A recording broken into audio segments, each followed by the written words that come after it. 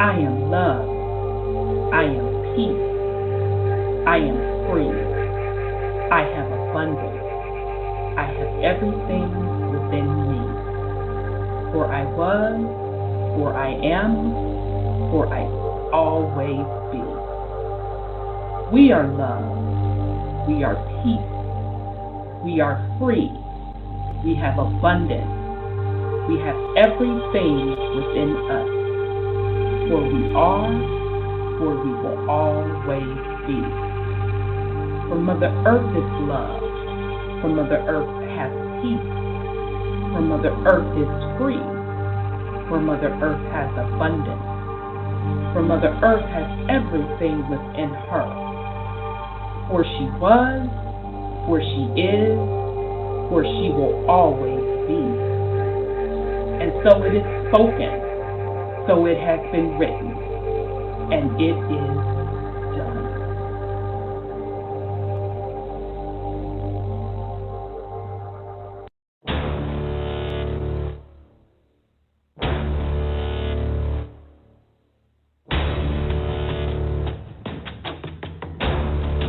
You have entered into a dimension of truth, where time does not exist and illusions are shattered.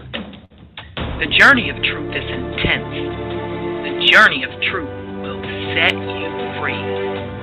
Consider this a warning as you enter the dimension of truth uncompromised.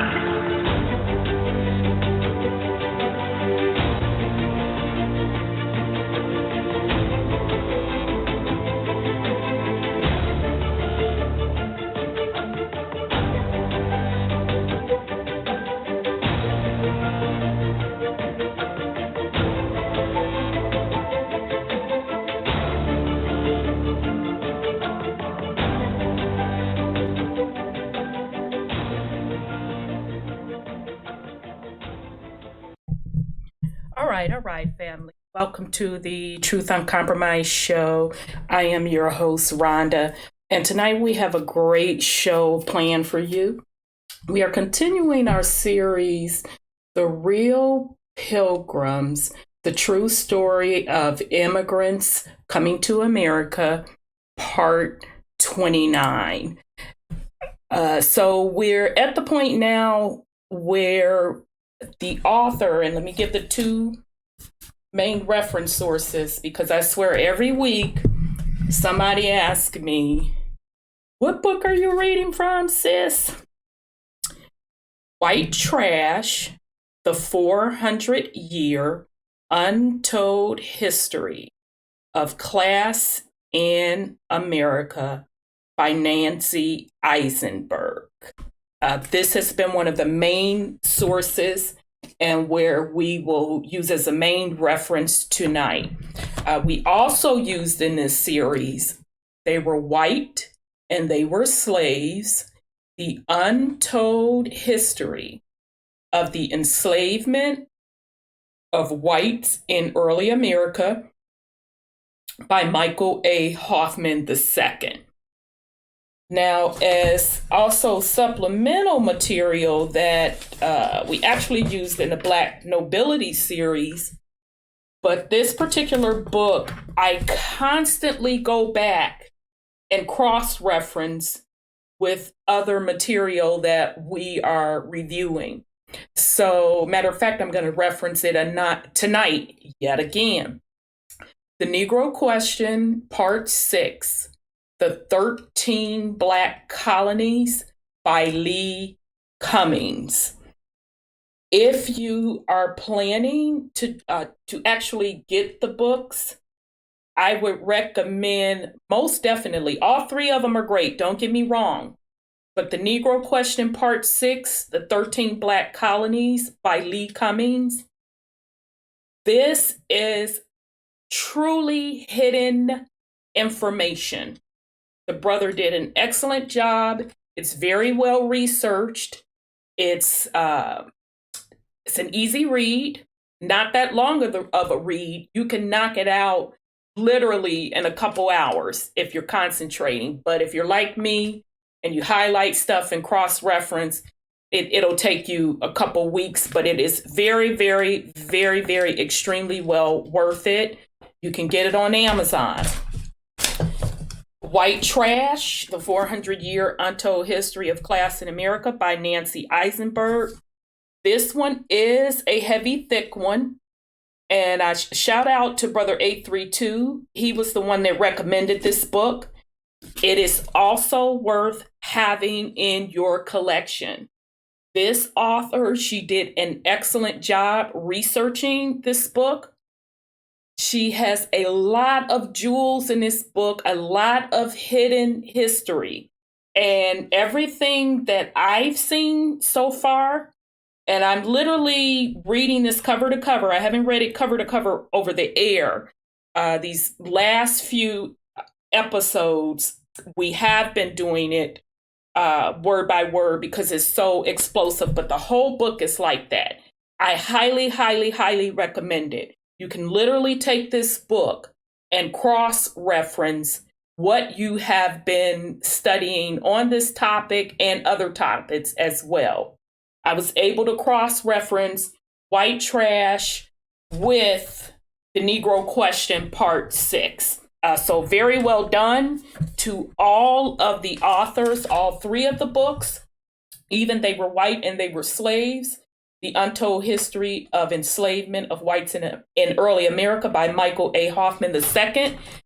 It's a short book, easy read, but I'm going to tell you, it is raw. So for the Caucasian family, this is a raw book.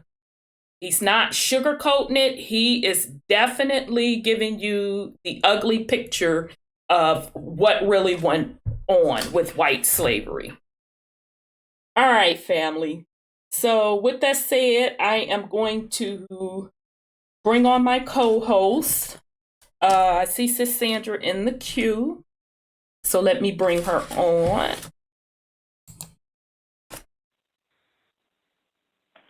Peace and love, sis. How are you? Oh, peace and love to you, Sister Rhonda. I'm fine, thank you. And how about yourself and the family and Brother Sean, if he's here? Yeah, he isn't here yet. I am doing well, sis. I'm doing well. It's good to hear your voice. Thank you. Same to you. Okay, so I do want to make yet another announcement. I'm going to be making this announcement every week. So to prepare the family, I am going to be switching platforms. Blog Talk has not lived up to its agreement. It has not been stable. And I am paying a pretty penny rather, for this service. That's a piece of crap. So I'm in the process of testing a new service. We're still going to do YouTube Live, and I'm testing where I can have something to have the callers call in for one-off calls, as well as if you want to listen on the phone. Okay, so I am just preparing you that the phone number will change. I'm not sure if I'm going to cut over on June 1st or the week after. So I am giving you a heads up. And the service that I'm thinking of going to is a spinoff of Free Conference Call HD. And I do know that some people that have T-Mobile, I think, were having problems dialing in using a phone. So I will have backup numbers that you'll be able to access. So all of you phone callers that call in and listen to the show, I am giving you a heads up that we're going to switch platforms. The telephone number is going to change. If your service won't allow you to dial that number, we'll have a backup number, and hopefully you can get in that way. If not, the alternative, of course, will be YouTube. Okay, so I'm going to be making this announcement every week to start preparing you all that we're moving off of Blog Talk. Okay, So with that said, shout out to the YouTube family. I see Scotty Saturn in the house, Shatima, Epic Souls, Sis Lisa, Dodd L Bay, Deep H2O. What up, Deep H2O? And shout out to the family caller 646. I see bruh 661 in the house, 615 and 313. Okay, so we're gonna go ahead and get started. Sis, you have any go ahead on with the fuckery? Well, I saw, a lot of people were just getting clean naked, right? These women. But I saw a picture of one of the most popular actresses. She was walking there strutting her stuff with hardly anything on, just the front covered and the sides were naked. And then I said, man, look at this chick what's wrong with these women? Da, da, da, da. So as I was going back to the picture and I was scanning it, do you know that she looked like a walking lizard? I was astounded. I said, oh, wow. Am I seeing things? So she looked like a T-Rex that walks, with the little short hands. Yes, sis. So I said, oh my goodness, how many species is this on this planet of all these strange creatures? And she's very, very popular. And I'm gonna send you a picture of it so you can see what I'm talking about. And I was just like, just floored. I mean, of all the things to see during all this COVID stuff, you see this too, and how they have come here and influence the mindset of these people who go crazy and goo-goo over these actresses and these actors, and they follow them doing everything. Yep. And they don't have a mind. They don't have a mind of their own, and people just don't know who they're being led by. They really don't know. And I'm like, wow. And, she never ages.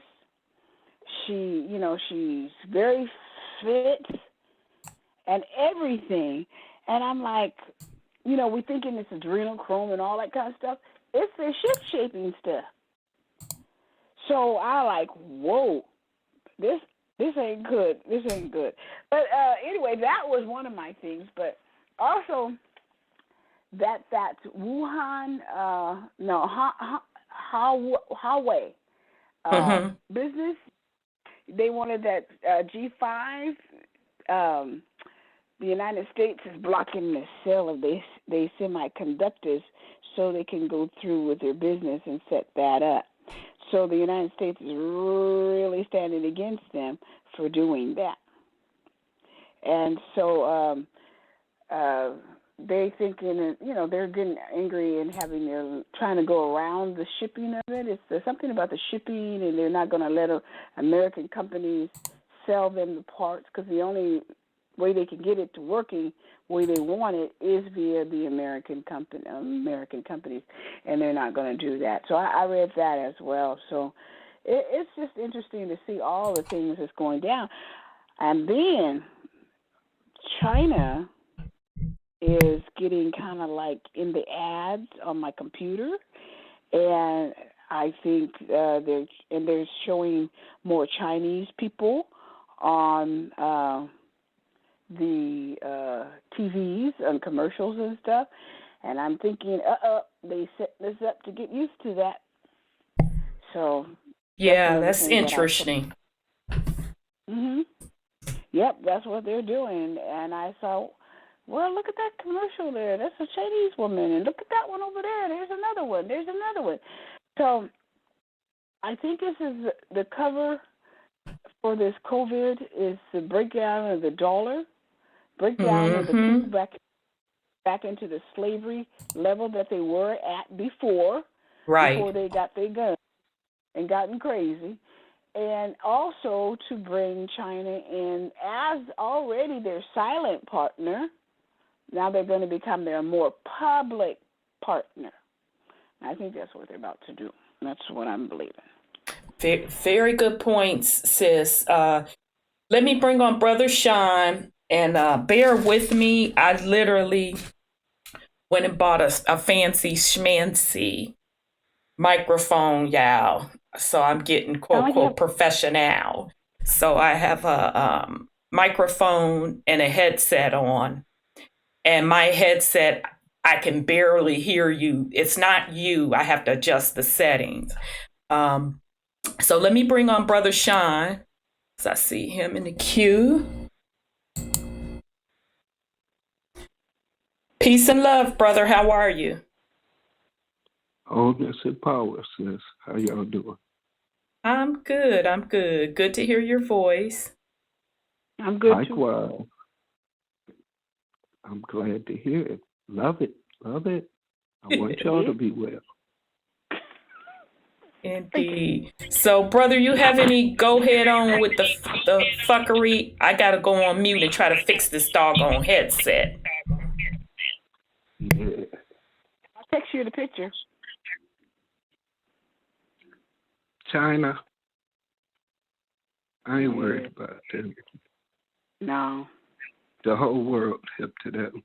They getting ran up out of Africa. They had their time. They had their time during the Khan dynasty. They not about to rule again. It ain't gonna happen. No. The whole gig is up. Everything is being exposed. They taking a beating over there, financially. In Africa? No, in China. Yeah, they are. They ain't got no food. Cold as fuck. Oh, yeah, they're going all in type the of shit they catching. Yeah. Yep. They catching it. China just good at hiding the shit that happen over there. Absolutely.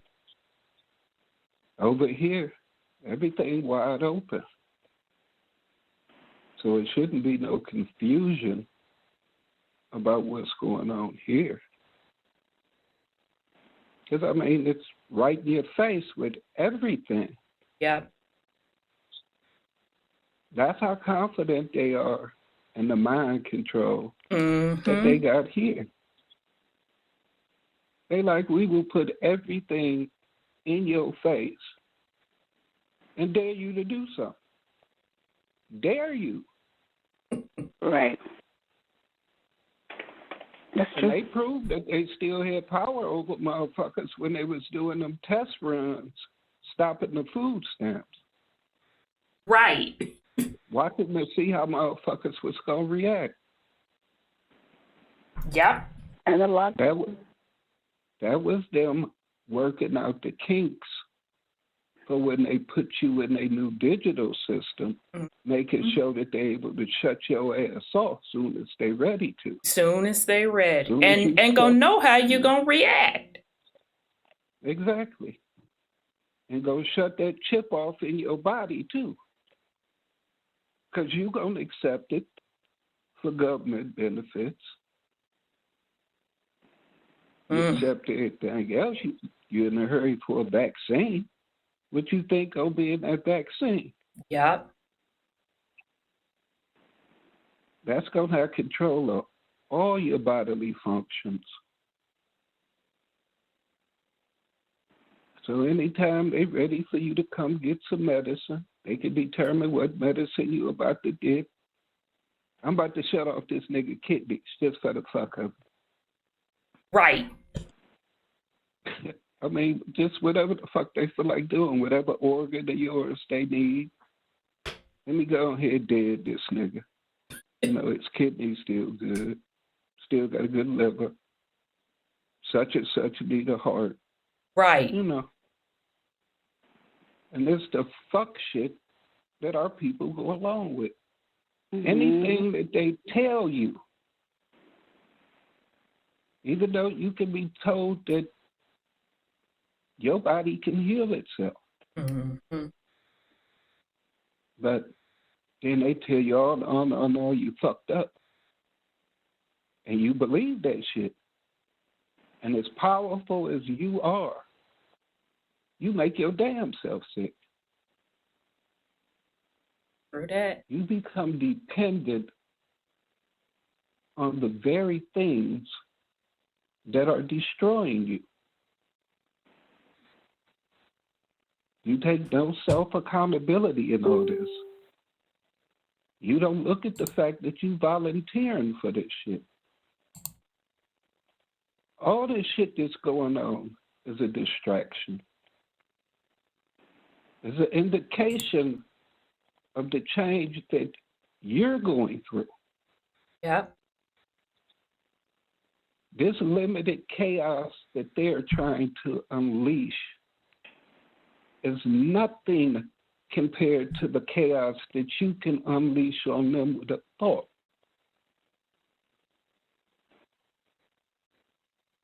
But you scared to do that. You was taught you shouldn't think bad things about massa. I mean, Santa Claus know everything that you're thinking and doing, and so do God. They know everything that you think and you do. So you're not supposed to ever think anything bad. You're supposed to just always be humble and be grateful for everything that happens to you. Yep. But y'all don't think that's fuckery? The fact that you watch these savages go at it the way that they do with each other, and you think that you matter? They at the end of their cycle. Yes. They're at the end of their existence. And you think they gonna give a fuck about what they do to you or mama? Indeed. But I digress. Well, in the chat as usual, shout out to Purple Pill and Dot L Bay and Sis Divinity. So Purple goes, people do not fathom how rampant mind control really is.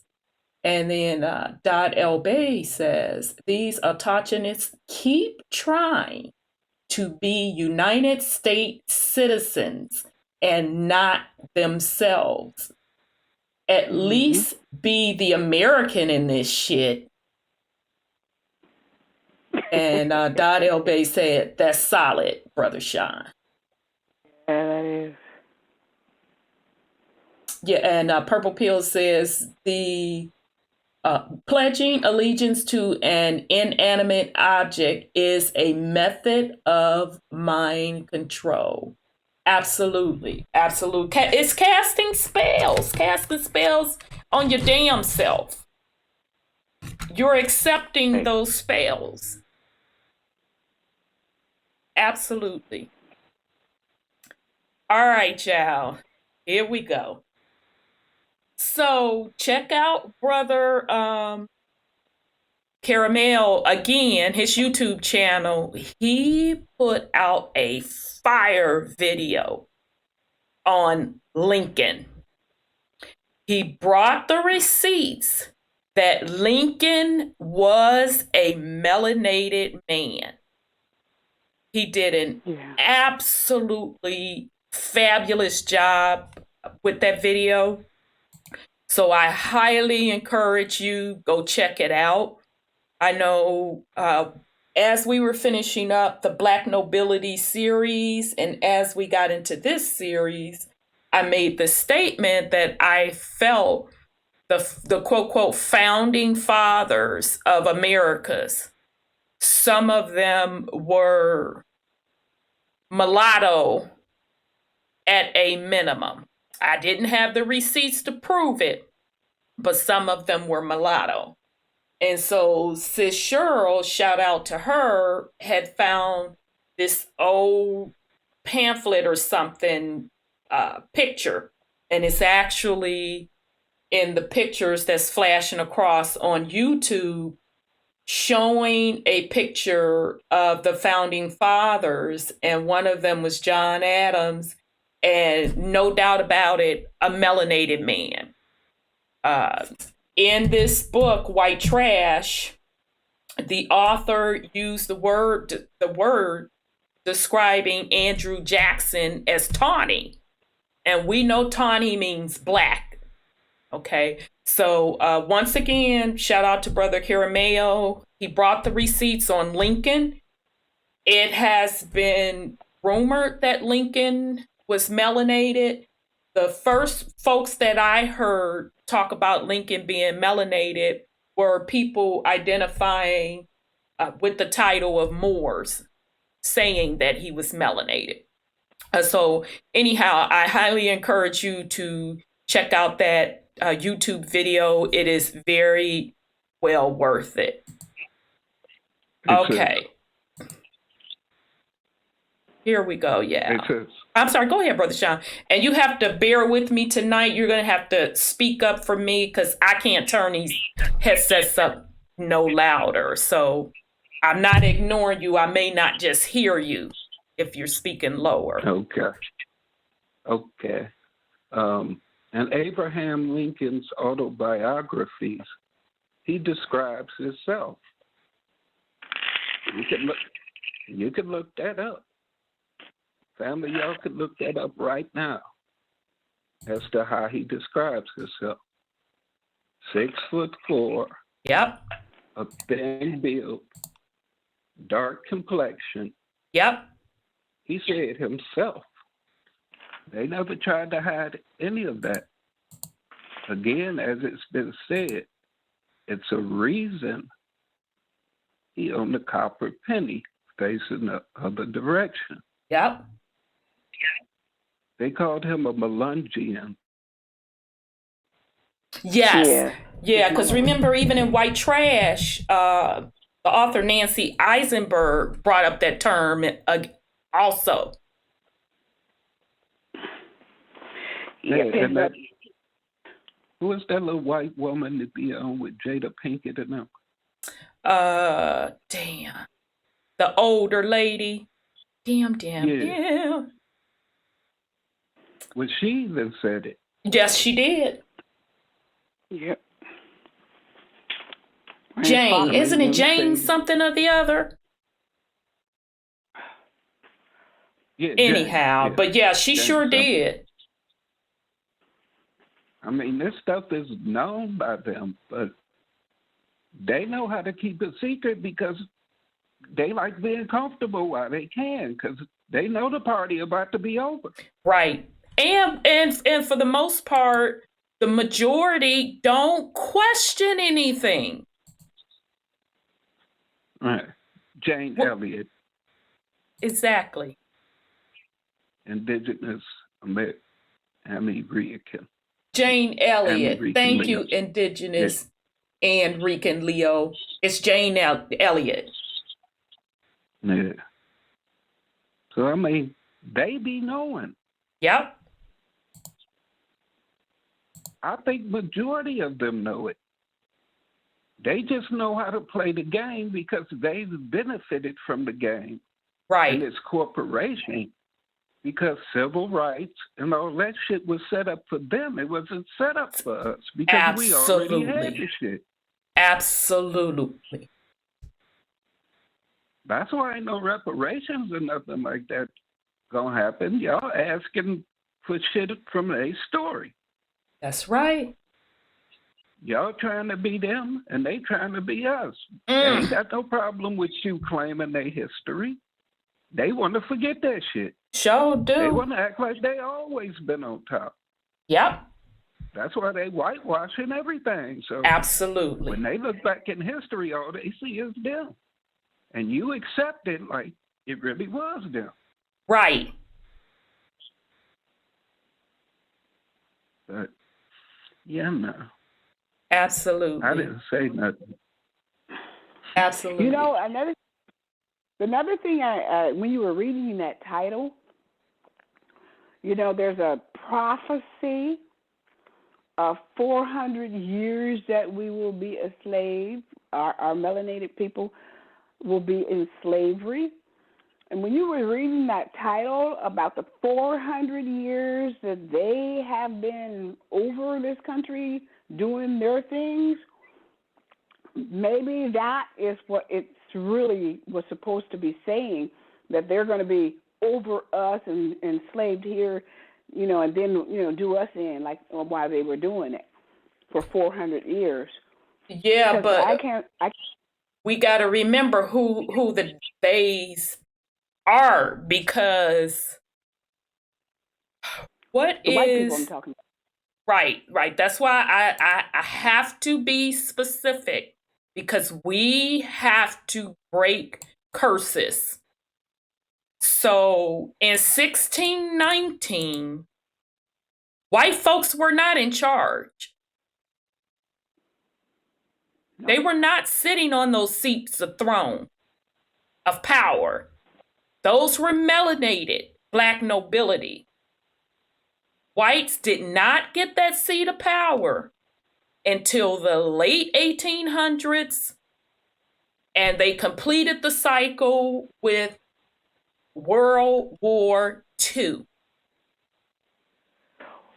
I understand what you're saying, but the flag that's flying now, the American United States flag, it started flying a long time ago, which is Assyrian because of the colors that they fly. So we've been under that Assyrian flag for a long time. Now that I would 1000% agree with you on, but those were still melanated people.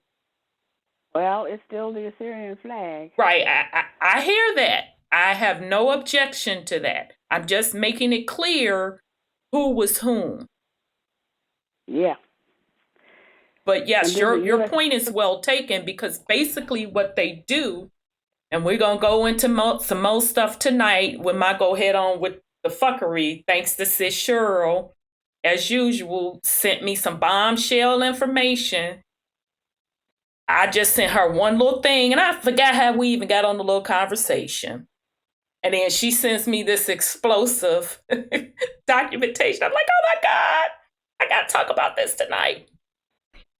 So it's the same people, it's the same kingdom. Only thing they do is change up the names, change up the seals, and now we are hopefully showing you that they will even change the quote, quote, race of who's ruling to mask who's really controlling it. But it's the same group of people that's been ruling within these different kingdoms for quite some time. And sometimes they intermarry with each other, but then they break back out and fight again. All of this, that, and the third. But the formula is exactly the same: taking over other indigenous people's land and resources and ruling over them, putting their own people in play. And the biggest deception in the world now is people think it's about color.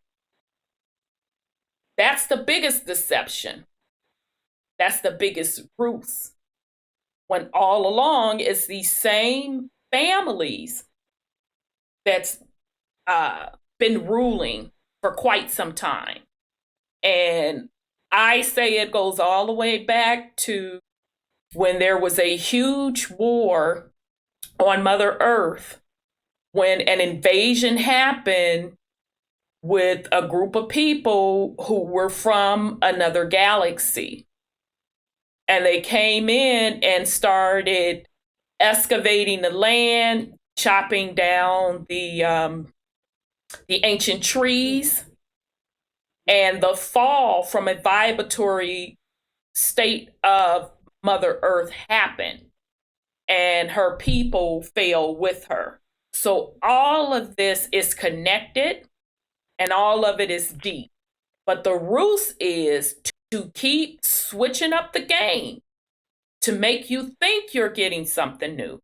Like we read in that Georgia charter, King George said, you're going to run him his ends regardless. He don't care how you have to switch it up. So, with that said, we're going to go to information that Sis Cheryl sent me. And now I'm finna warn y'all now. So anybody listening back to this playback, if your feelings get a little sensitive about Nelson Mandela, you might as well just fast forward to this or go on about your business. Because I'm telling you now, you never heard this information before, it's going to be explosive. Okay, the second piece to this, I have to talk in code because I don't want this feed to be messed with.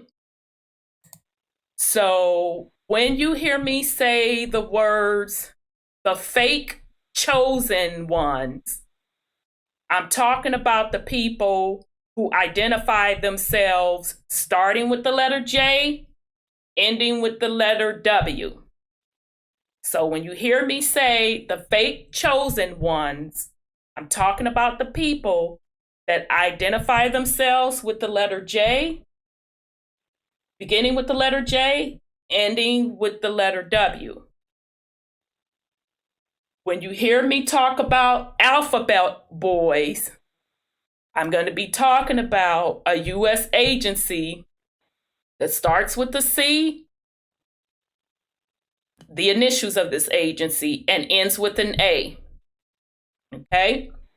So got to talk in code because I don't feel like restarting all this shit over again with us getting kicked off, etc., etc., etc. Okay, so just to give you a little background, I forgot how Sis Cheryl and I got on the actual topic, but what I showed her, I said, yeah, here is a picture that I saw someone post of the current Chicago mayor, who's a melanated woman, for those of you that don't know, with a picture of her as a youngin', couldn't have been no more than 13, 14, with Nelson Mandela. And I said, you know, this stuff is not a coincidence. What would be the odds of this young lady meeting this man in her preteens and then turning out to be mayor of a major city in America? These folks are all connected.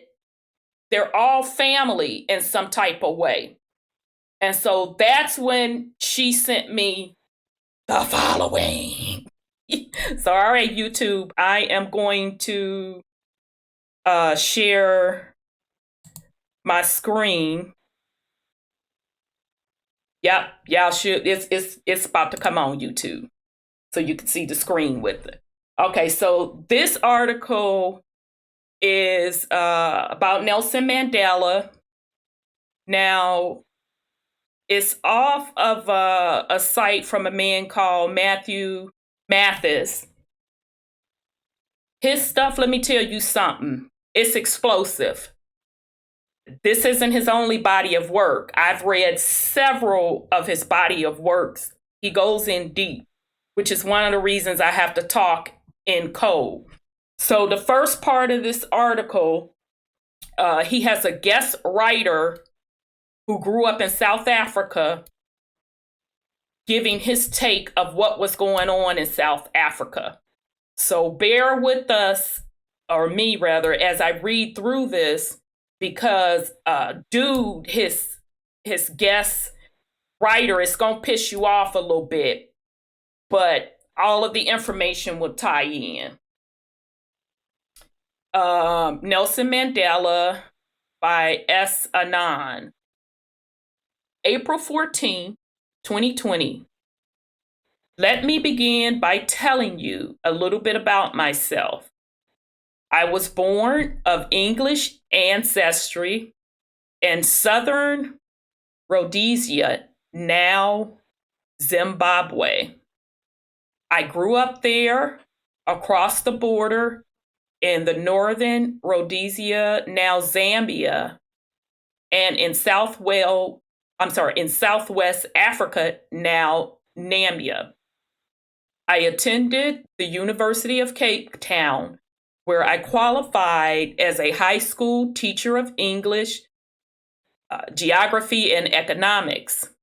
My working life was split more or less evenly between teaching and managing human resources in the mining industry in Southern Africa. I am now retired in South Africa. I witnessed the end of colonialism in this part of the world, as well as the end of white rule in South Africa. Forgive me if you are familiar with South Africa and its history, but if not, you need to know a few things to appreciate the Mandela story. The few things are admittedly selective and subjective. South Africa is a very nice piece of real estate. It has a moderate climate for Africa and is, for the most part, spared tropical diseases such as malaria due to the trade winds. Although the western part is dry, it has a well-developed agricultural sector which enables it to feed the population and to export products like maize, which is really corn, fruit, and wine. All right, so before I go on, remember we told y'all that China all up in Africa. They purchased a lot of land in Africa strictly for the purpose of agricultural and, of course, to try to mine resources. But the main purpose was agricultural because China is going to be froze over as the grand solar minimum picks up even more and more. Okay, and I was going to go over that tonight until I ran across this article. I'll do it next week. I keep talking about it. And now that term is starting to become mainstream. A couple of mainstream media publications this week, I know Forbes is one of them, ran an article talking about the grand solar minimum, and they just call it solar minimum, which is really the activity of the sun changing. So instead of the sun having all of these solar burst flares, it's having very little, but it's putting out a lot of radiation. So during this time, the weather patterns are going to drastically change, and specifically, there are going to be areas that are going to stay cold, which is going to change their growing cycles. All right. So anybody that's been having a bunch of weather issues, especially this week, I know out in Vegas, and shout out to my millennial in Vegas, last Thursday, I can't remember if it was Thursday night once we got off the air or that Friday morning, Vegas had an earthquake. We have a lot of floods going on. I want to say, I can't remember if it was Michigan or Wisconsin, where those dams broke and are flooding people out. Ohio is getting hit really, really hard with a lot of rain. Okay. All of this is attributed to that grand solar minimum, which is connected to the pole shift. And now you are hearing mainstream media talk about both. They started talking about that pole shift last year. Although spiritual folks been telling y'all that for quite some time now that the pole shifts were going to happen. I personally started talking about the grand solar minimum late last year, early this year. Brother Kalai was talking about it a lot as well. If you want to know more on that grand solar minimum, there is a YouTube channel called Adept 2030. He has the data to predict how this grand solar minimum is going to shake out. And he's been very, very accurate. He literally pulled hundreds of years worth of data and has been analyzing it. And he said recently they have scrubbed the internet of that data. He just so happened to have pulled it down to his personal files years ago. Okay. He predicted, he told us that parts of Europe were going to freeze over. He said it. He said that parts of the deserts were going to start back having vegetation. Okay. All right. So I'm sorry to go off on that rant, but it kind of drills in and hopefully put in perspective yet again why China is over in Africa. Okay. All right. So add to that the vast mineral resources, which include iron, diamonds, coal, platinum, gold, natural gas, uranium, cobalt, to mention but some. All right. So if you are into mythology, who is it said that came to South Africa specifically to mine for gold, to take back to their solar system? It was said that the Anunnaki was in specifically South Africa, mining for gold to repair their atmosphere that was being destroyed. All right. So the country commands the sea route around the Cape of Good Hope or Cape of Storms. There are rich pickings to be had along both coasts, with a warm current on the east side and a cold current on the west. The people are well educated and skilled by African standards. Tourism is a major industry, which tells you it is a good place to visit. It is a place to view the legendary wildlife of Africa at your leisure and in comfort, swim in the sea, sunbathe, surf, dive with sharks, hike in the forests and mountains, enjoy good food and wine. The list is endless.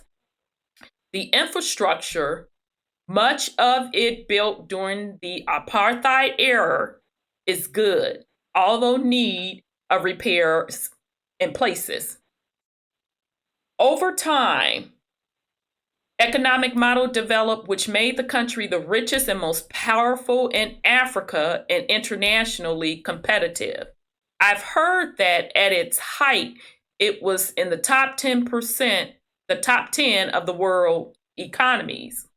The economic model, simply described, was a combination of white money and management and Black labor.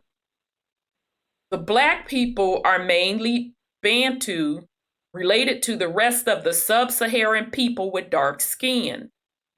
They are made up of many different tribes, the Zulu and the Shisaw. I could be pronouncing that wrong. Forgive me up ahead of time. So the Shisaw are Nelson's people, being the most powerful. The bulk of the whites, less than 10% of the total population, are either, now here we go. I want y'all to put on your thinking hats. All right. The bulk of the whites, less than 10% of the total population, are either Dutch or English ancestry, given that present-day South Africa was colonized in parts by the Dutch and then by the English. By the middle of the 20th century, the country was ruled by the whites of Dutch descent called Afrikaners, or Afrikaners. I think that's how they say it, Afrikaners. All right, so does that not sound like the story of the Americas, with the exception of it was the melanated Dutch that came over to the Americas and chartered it, and then the English came? Because remember, the Dutch, I think, built the first Wall Street called New Amsterdam. All right, so we're going to go on. So I'm pointing that out because, once again, it's the same script, same formula. Their forefathers had wrestled much of the country from the blacks, having had some epic battles.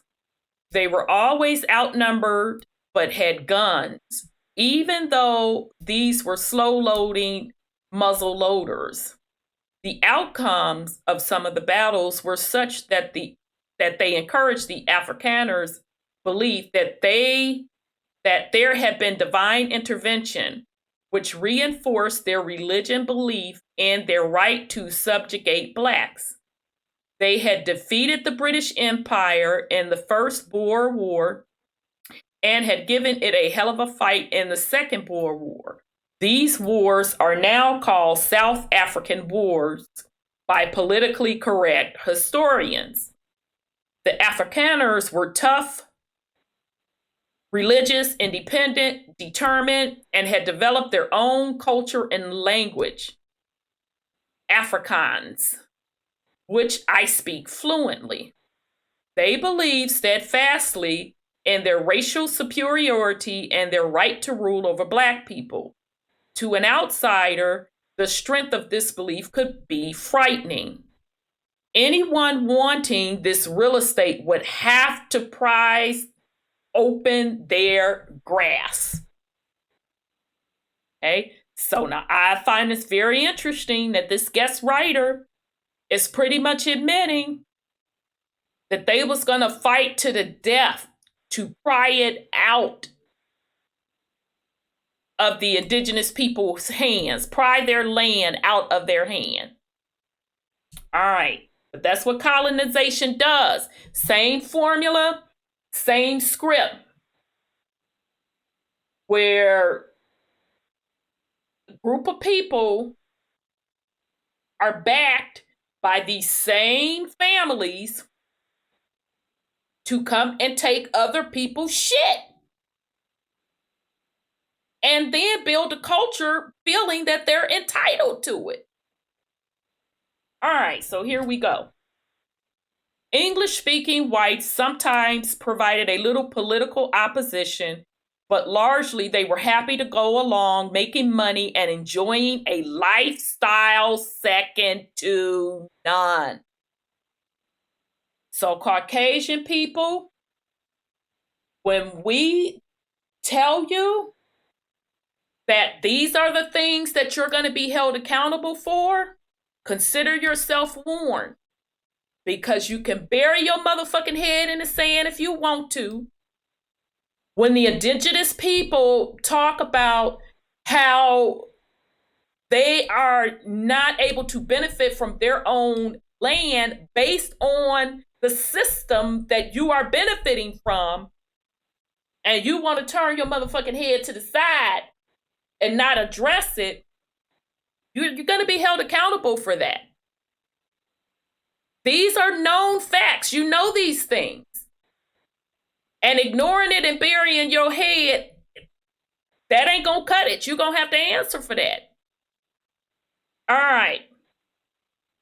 Sprinkle money among the white population were and are the fake chosen ones, well respected in business and the professions.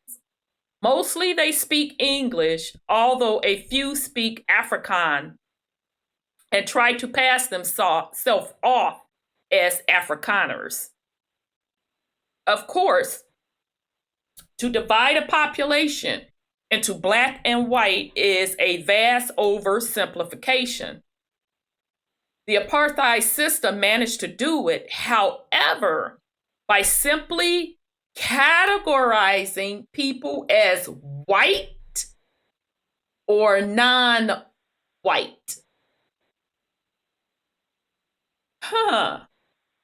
Where have we seen that script played before? Appears to me that's playing out in the Americas here today. And hence, while we're in this series, The Real Pilgrims, the true story of immigrants coming to America, we're in the section of the white trash book where the author talks about the invention of white race. So as we consistently show you all, these are the same scripts being played out over and over and over again. All right, so hold on a second. Let me sip some water. All right.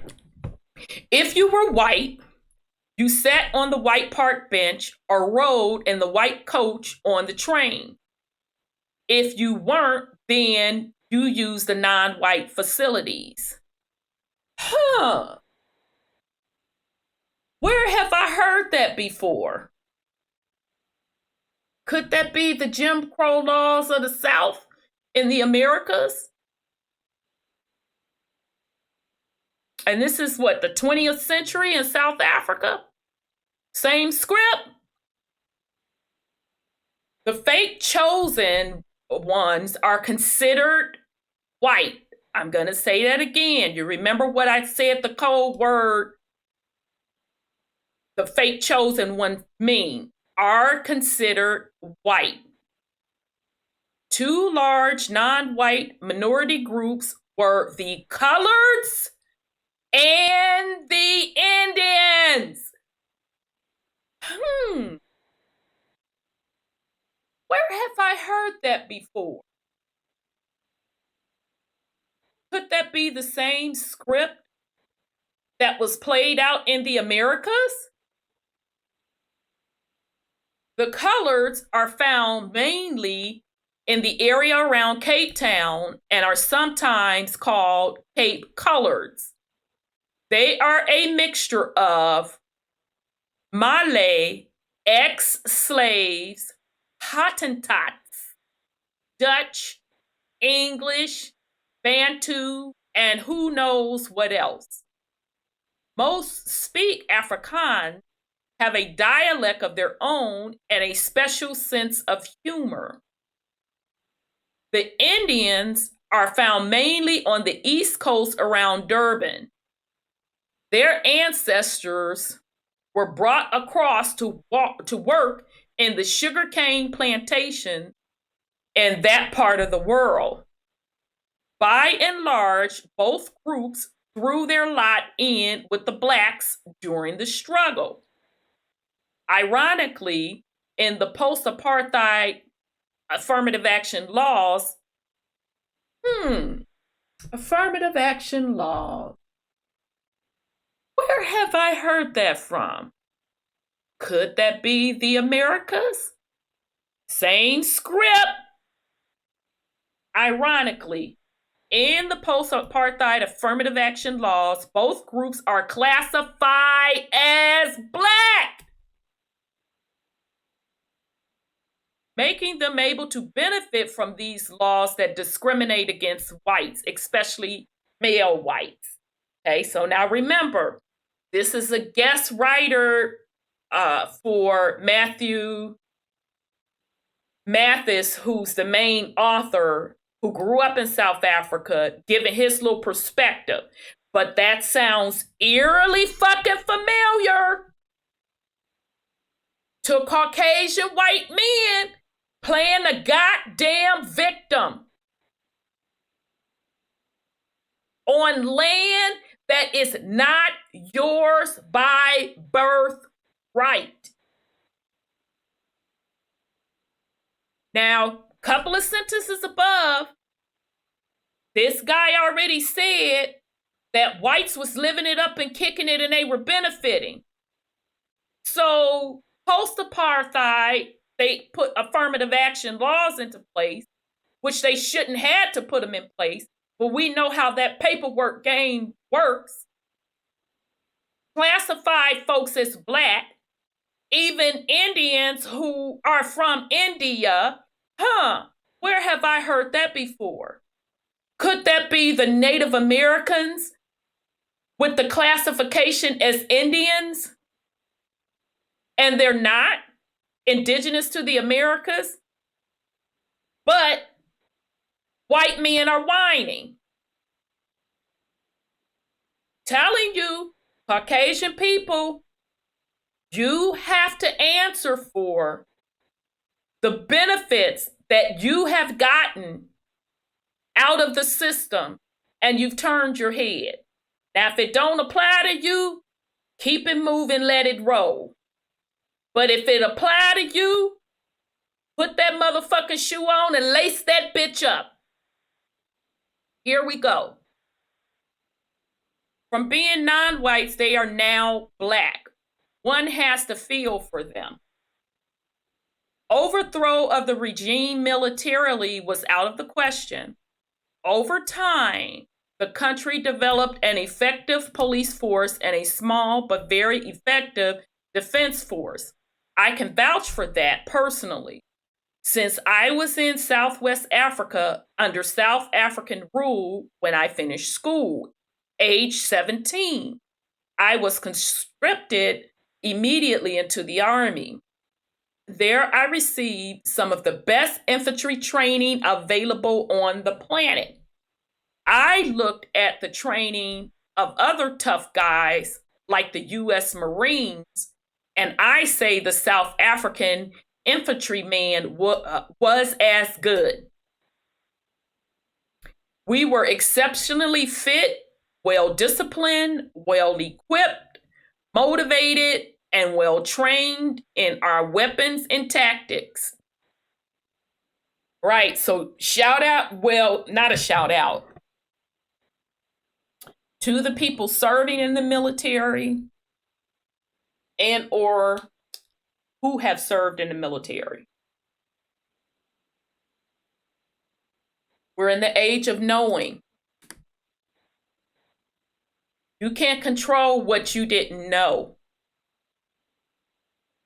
But you have a choice. When you know and when you have access to information to know. A system of oppression cannot stand unless people are willingly participants. I'm going to say that again. A system of oppression cannot stand unless there are folks willingly participating. All right. To illustrate, to be considered battle ready, every infantryman had to be able to drop an enemy at 300 m consistently with his FN 7.26 millimeter assault rifle without a scope. Okay, so whatever that means to you all who are into weaponry, you'll know. Most of us could confidently hit a hubcap at that range. We were equally at home in the bush and desert. The Navy and the Air Force were small but effective. In every war in which they fought, South African pilots stood out among the best. A thriving armament industry developed, making weapons suited to local conditions, from rifles to armored cars and helicopters. Some products like the GF/G5 self-propelled gun and Rovalk attack helicopter were world class. The core of their defense force was made up of permanent/regulars. The rest were conscripts. After an initial training of 1 to 2 years, every fit white male had to do several additional bouts in uniform before being placed on reserve. All right. And I think that's the same rule that kind of applies among the fake chosen ones as well. I think they have that set up as well, that all males have to serve. At any time, every fit white male from age 18 to 40 was ready and able to fight. No liberation army in Africa stood a chance. And as the British had found out in the Boer Wars, invading South Africa was anything but a walk in the park, even with far superior forces. So if the military option was not a realistic one, what others existed? As I said earlier, the economy depended on black muscle, so that offered a lever to pull, and it was pulled. While the armed wing of the African National Congress, now isn't that interesting that they got Congress up in there? So that's what that ANC stands for. Congress against progress. But anyhow, the ANC, let me read that back. While the armed wing of the ANC was a minor nuisance of itself, and the defense force was kept in practice in several bush wars, as in Angola, South Africa was under little military threat. The main threat came internally from a black labor force that was becoming increasingly militant and unwilling to work, encouraged by the unusual suspects and other liberal forces. Production money lost due to strikes, economic sanctions, and sporting isolation began to hurt. Whites began to be more willing to share power and later give it away. They were led by some Judas goat politicians and were influenced by predominantly the fake chosen ones' owned press. Once everyone had the vote, the end result was inevitable: black rule. Someone was needed to oversee the transition. Enter Saint Nelson, the embodiment of forgiveness, peace, and reconciliation. Why, might ask, would the overthrow of the Afrikaner regime make the wealth of the country easier to steal? In my view, and in the view of those who coveted the country, blacks are easier to fool or bypass than Afrikaners. Okay, so remember, in his eyesight, Afrikaners are the white folks who aren't indigenous to the land. So they just gave themselves a motherfucking title. Just like today, Americans. Yeah, okay. But anyway, not all blacks and not all Afrikaners, but generally speaking, I know both well, having lived in close proximity to both. Current ideology correctly will say my view is racist, but recent history has shown it to be true, as I shall illustrate later. Okay, so once again, this author is a guest writer, so he knows that the shit is racist, but he's pissed because the gravy train is over for majority of whites, aka Afrikaners, to be living it up or living it on the hog on land that they're not indigenous to. So again, damn all of that on how they got the land, got those privileges. He still feels justified of whites living comfortably on somebody else's shit while the indigenous people don't have shit. This is the ideology of people that accept that system of quote, quote, white supremacy. And that still exists here in America and all across the planet. So once again, Caucasian people, I am telling you, you will be held accountable for the system of white supremacy, how you benefited from it, your ancestors benefited from it, and how you turned a blind eye and you're still turning a blind eye. All right? But make no mistake about it, Caucasians, it's much deeper than you. So pay fucking close attention. All right. The history of the Afrikaners revolved around this piece of real estate, and they plan to hang on to it. I've met some crooked Afrikaners, but most were simple, conservative, generally decent, and God-fearing. The 10 Commandments were there to be obeyed. That sounds familiar to me. God-fearing, conservative, 10 Commandments.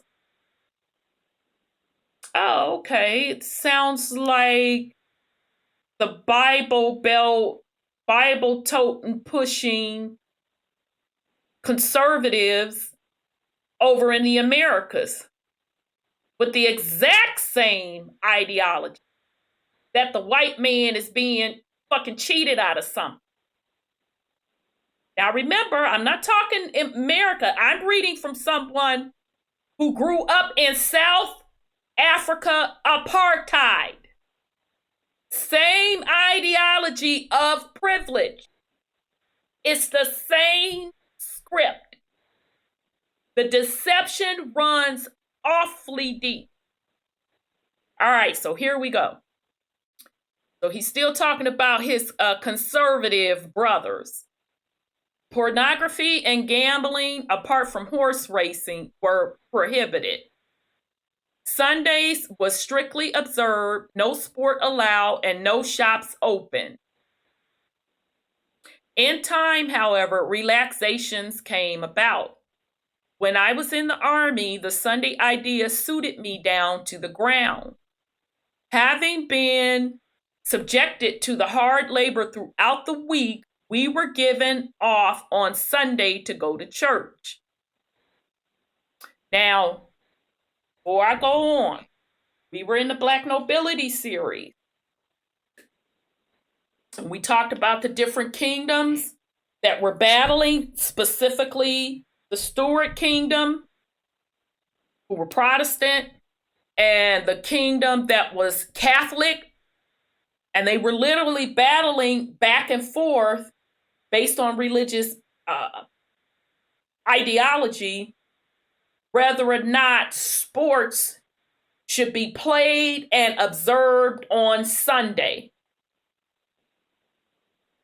And if I remember correctly, the Catholics were against it, and King James and them, the Protestants, were for it. I don't quote me, I can't remember. But my point being, same script. Exact same script. So if you want to understand where Sunday sports came from in the Americas, this shit goes way back. It's the same exact script. All right. So the Afrikaner boys were formed up and marched off to the Dutch Reformed Church, to which the majority belonged. U.S. English boys who gave their faith variously as Methodist or Baptist or Church of England were expected to make their own way to worship. Since no one ever checked on us, we never went, and so we enjoyed the whole day off. Mandela's public duties were probably aimed at two outcomes. Firstly, Black emotion had to be managed. Now I got to take a swig of water on this, y'all. I'm going to say this again because if you've been rocking with us for quite a while, Brother Sean and I consistently talk about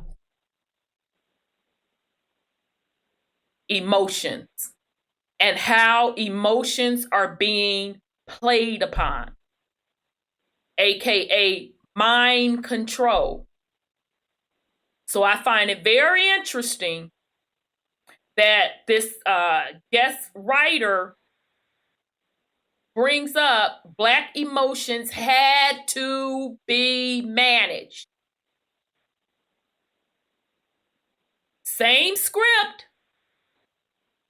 Given the inflammatory run-up to democracy and the fact they now had the police, military, and all other organs of state at their disposal, Blacks might begin payback time. Bitterness against whites in general ran deep.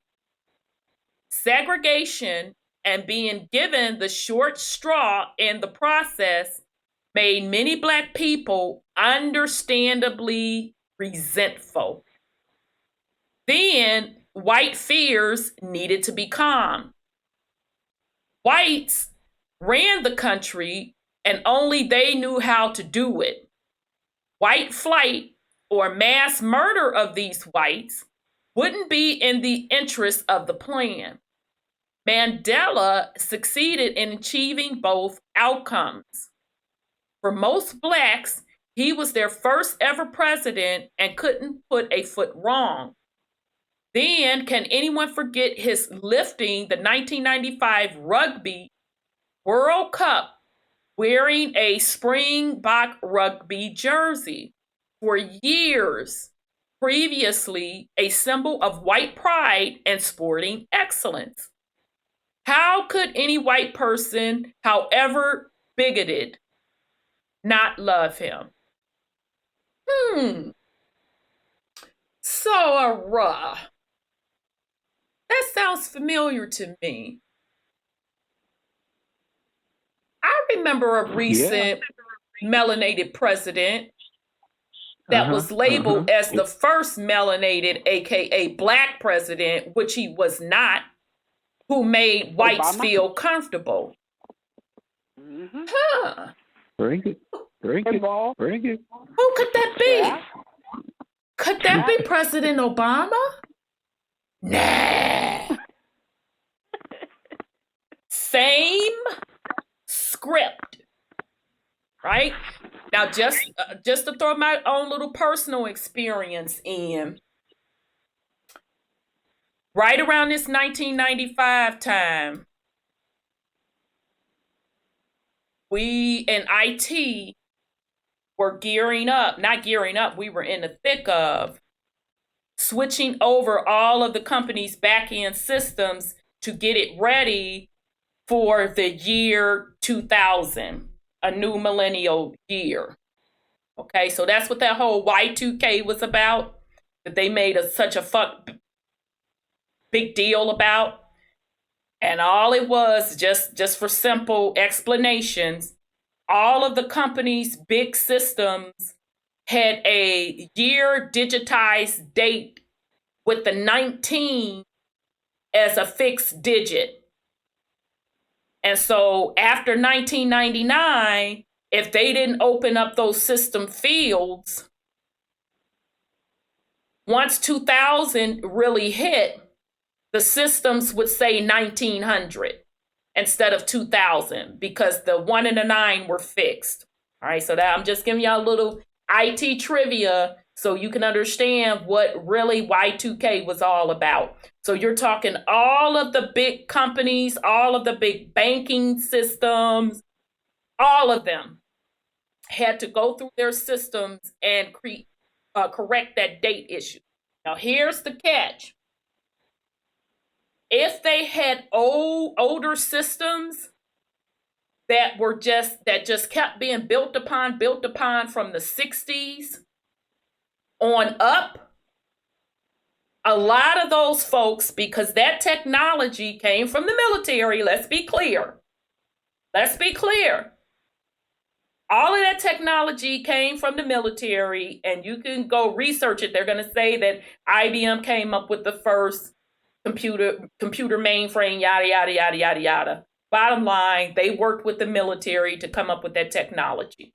All right. So all of those baby boomers who were the programmers who wrote the language to tell them big computer systems what to do, they had either retired or they were transitioning. So people in the Americas that knew how to program in that language, it was very, very few of them. Because us that were in school or coming out of school, going into the tech world, they didn't even teach us that old ass program language. They taught us a little bit, but not a vast amount. But who was still deep into that old programming language were Germans, Russians, South Africans. I've worked with all of them for 4 years from that period of 94 up to 98, 99. They came over here on H-1Bs. So they were the Indians back then of the Indians you hear about today on these H-1B visas. All right. So I got a chance to work with them all. And just so you know, the Russians were the smartest. They some bad motherfuckers. They know they shit. But anyhow, the South Africans, I got to know some of their background and would hear some of their stories. And I was just flabbergasted because some of them had the same ideology as this author that's writing this piece. And I'll never forget one of my coworkers. We were pretty cool. She was an American, a Caucasian lady. And she would come back and tell me what the South Africans were telling her, but they dare not say that motherfucking shit in front of me. And she was saying exactly what this author is talking about them whining about shit being taken from them in South Africa and pretty much being ran up out of South Africa. And I said to her, I said, you know, I said, I'm telling you now, they bring that shit up to me. I'ma custom bitches up, down, around the block. Nah, they not gonna bring it to you. I said, I know they not. So just to give you some background on that. Sorry, I had to throw my little personal experience in there because how this man thinks, they really do think that way. All right. So at this time, I was a white person who supported the transition. I had left South Africa years earlier, mainly to avoid further military service. If the truth be told, I have always disliked being told what to do, especially when I have little respect for the person telling me what to do. Once I started thinking for myself, I became less tolerant of bigots with rank. Also, I had no particular attachment to South Africa and its problems, having grown up further north. I probably would not have returned to this part of the world had my girlfriend, now my wife, not done so. She was overseas with me and returned when her South African father became critically ill.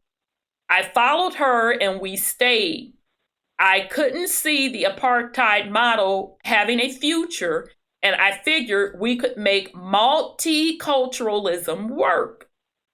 I had spent time teaching in Black schools and figured education, a positive attitude, and a commitment to making things work would probably work out fine. I was happy to have Nelson as my president and was enchanted, like everyone else, by the Madiba magic.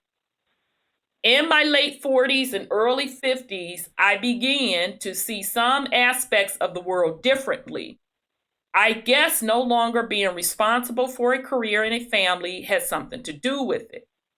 I became 9/11 aware and 7/7 aware, and aware of many things like fluoride, including the fake chosen one's part played in things that happened. The red flag for me regarding St. Nelson was when I saw he was hanging out with his boy, well, he said buddy, with his buddy, Bill Clinton. As I am sure you'll agree, the company a man keeps tells you a lot about that man. I wonder why this man, moral rectitude, would be friends with a proven scumbag like Clinton. Then I thought of some of the other things related to Nelson that I previously not thought about. I won't go into details of his life as these are freely available elsewhere. Instead, I'll concentrate on things about it that strike me as interesting. I suppose when he offered the presidency and Black majority rule, he had little left against which to fight. So his commitment to peace and reconciliation was understandable, particularly since he was now old and had spent a long time in prison. I wondered, though, political power ostensibly passed into Blacks' hands, but the wealth remained where it was before, in white, and particularly the fake chosen one, hands. Names like Anton Rupert, Harry Oppenheimer, and Raymond Ackerman came to mind. Although Nelson's books were banned in South Africa in the 80s, I read them at the time in Lesotho, where I worked as a teacher for nearly 3 years. They were lent to me by ANC dissidents sheltering in Lesotho. Some attended my classes and some became my friends. The man who wrote those books seems pretty uncompromising enough to murder about 100 people during his time of horror. I'm not going to say that word because I don't feel like us being cut off. Exactly when Nelson decided to adopt sainthood is also of interest. When he was still in prison, but getting on in life, the apartheid government was receiving increasingly bad press for locking up the old man. The government publicly offered to release him if he renounced his commitment to violence as a means to bring about change. Not unreasonable, I'd say, given the circumstances and the fact that they were dealing with a convicted troublemaker. Okay, I'm not going to say that word because I don't want them messing with us. Albeit an elderly one. He gave the offer the middle finger. Was capitulation at that point not in line with the plan? After coming out of prison, Nelson became good friends and then he put in quotes Wikipedia, with several of the captains of industry like Anton Rupert. He met with Harry Oppenheimer regularly, ostensibly to get the view of big business. I guess he liked the view. After one such meeting with Harry, he announced that the ANC didn't think nationalizing the country's mines was such a good idea after all. I wonder if the irony was lost on him.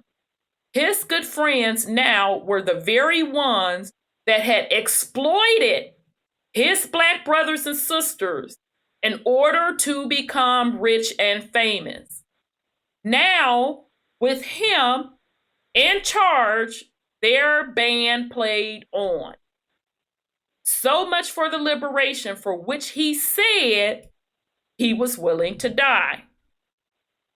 There is an adage which says that where there is smoke, there is fire. I like to offer another. Where there is a rich, the fake chosen one, there is skullduggery. Now, let us take a look at some fake chosen ones in St. Nelson's life and in the transition of South Africa into the Rainbow Nation. And doing some searching on the internet, I came across the excerpt of South African, the fake chosen ones, and apartheid in Malacaster International, Volume 12, Article 9. The author is one of Franklin Hugh Adler, obviously the fake chosen one himself, had no idea who he is or what his credentials are/were, but no one has put it better. In literally every aspect of the apartheid struggle, political, military, legal, cultural, the fake chosen ones in substantial numbers were conspicuously present. The better known names are Ruth First, Albie Sachs, and that's shown in the picture below, Ronnie Casserole, Bram Fisher, and Joe Sloven. In a well-known photo taken at one of the early public appearances after Nelson's release, he can be seen with Joe Slovo, but smiling triumphantly with raised fist. It has been said that without the fake chosen ones organization, the ANC would have amounted to nothing as a liberation organization. All right, let me pause and sip some water. So So the South African ANC was only successful with the backing of the fake chosen ones. That sounds familiar to me. Could that be not in America, the NAACP and all of those other alphabet letter organizations that were supposedly and allegedly for the betterment and the freedom of Negro in America? Equality. Yeah, equality, all that stuff. Yep. Same script. Having seen Blacks organize at close quarters over a considerable period of time, I think this is generally accurate. At the Rovinia trial that resulted in Nelson's permanent detention, the fake chosen ones were conspicuously present in the defense team. Did not the fake chosen ones give legal representation to civil rights leaders and those particular civil rights fighters that were getting locked up and tied up in court? Yeah. All right. Hey, sis. Uh-huh. During that time that he was in jail, he died. I mean, Yep. that's what I remember. And then he comes out of jail, fainted, or cardinal or whatever, and then go off into big business with the corporation. Right. So, I mean, what was it, the clone? I mean, everybody knew he was a tattoo artist before he went in. I mean, he was a liberation fighter. So, I mean, yeah, they got a very interesting spin on the whole thing. I mean, yeah, and as we get further down goes into this, the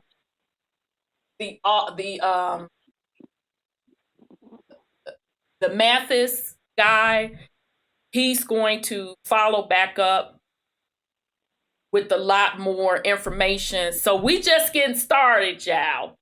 We literally only going over this white South African experience and spin on it. Now Mathis, when we get to his part, he rolls like we roll. He pulls that shit back like an onion and shows you the root. Okay. All right, well, I'm going to put it on mute and sit back. Yeah. It's getting ready to get funky up in here. All right. Right. Okay. Anyone who is the fake chosen one wise to any degree knows that they know that to control any narrative, they need to control all sides. I'm going to say that again because the gentleman is speaking pure truth. Anyone who is the fake chosen one wise to any degree knows that they know that to control any narrative, they need to control all sides. So the fake chosen ones were in the underground ANC and above the ground in the official opposition.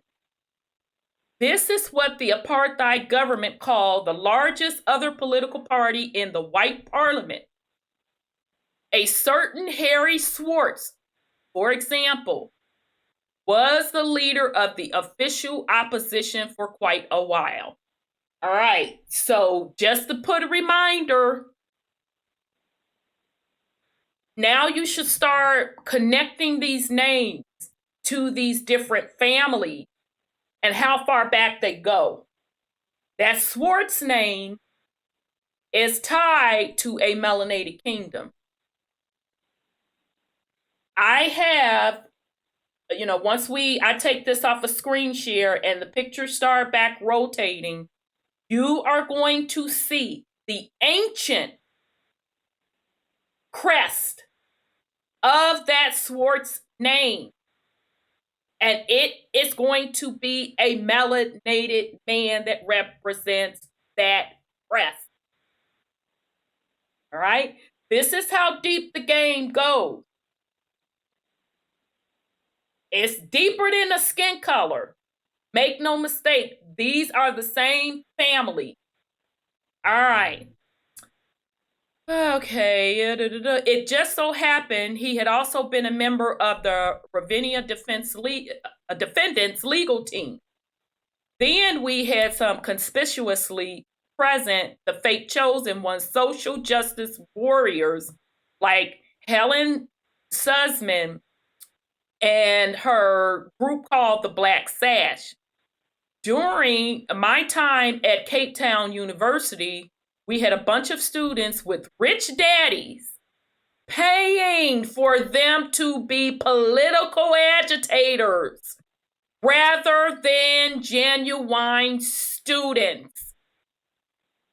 They were also the fake chosen one, sitting on the side, making money, and probably funding the show were Nelson's good friends of later years. Right, so did y'all catch that? Drama was coming about the universities. White Afrikaners with rich, powerful family.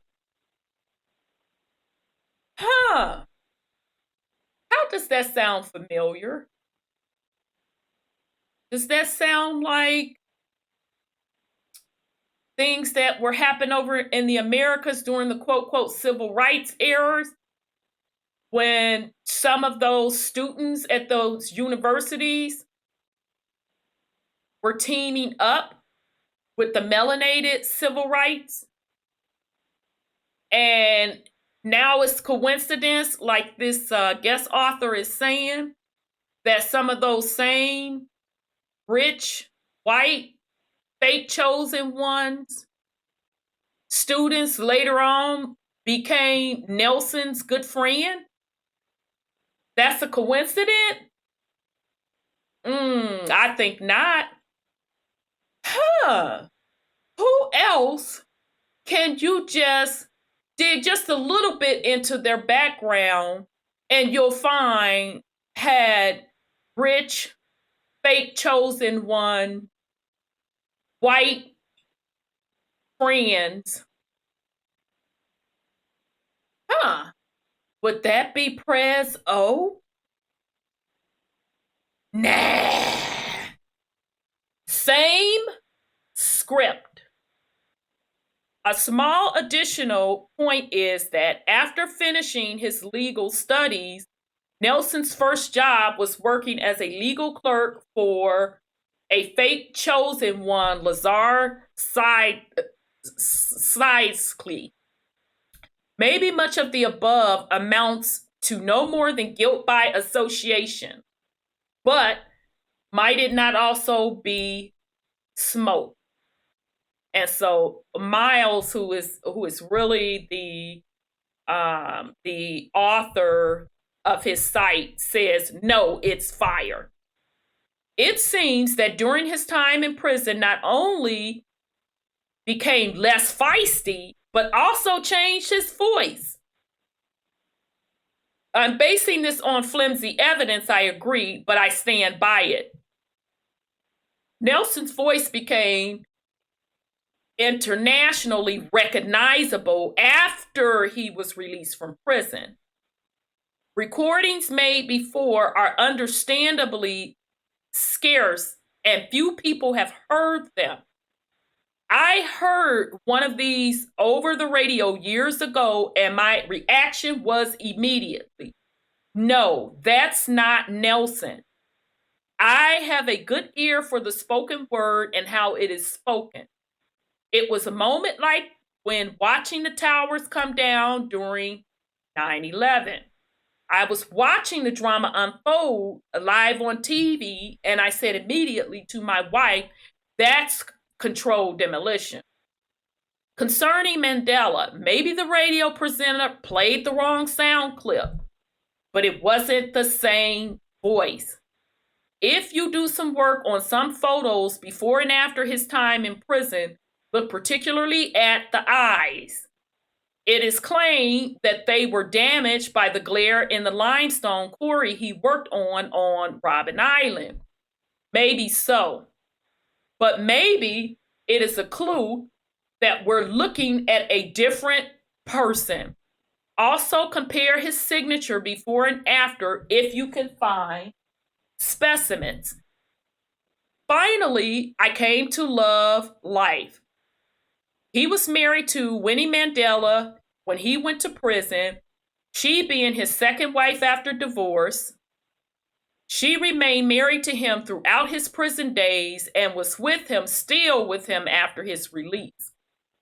While he was in prison, she kept herself busy terrorizing people who she believed to be less committed to the struggle than she was.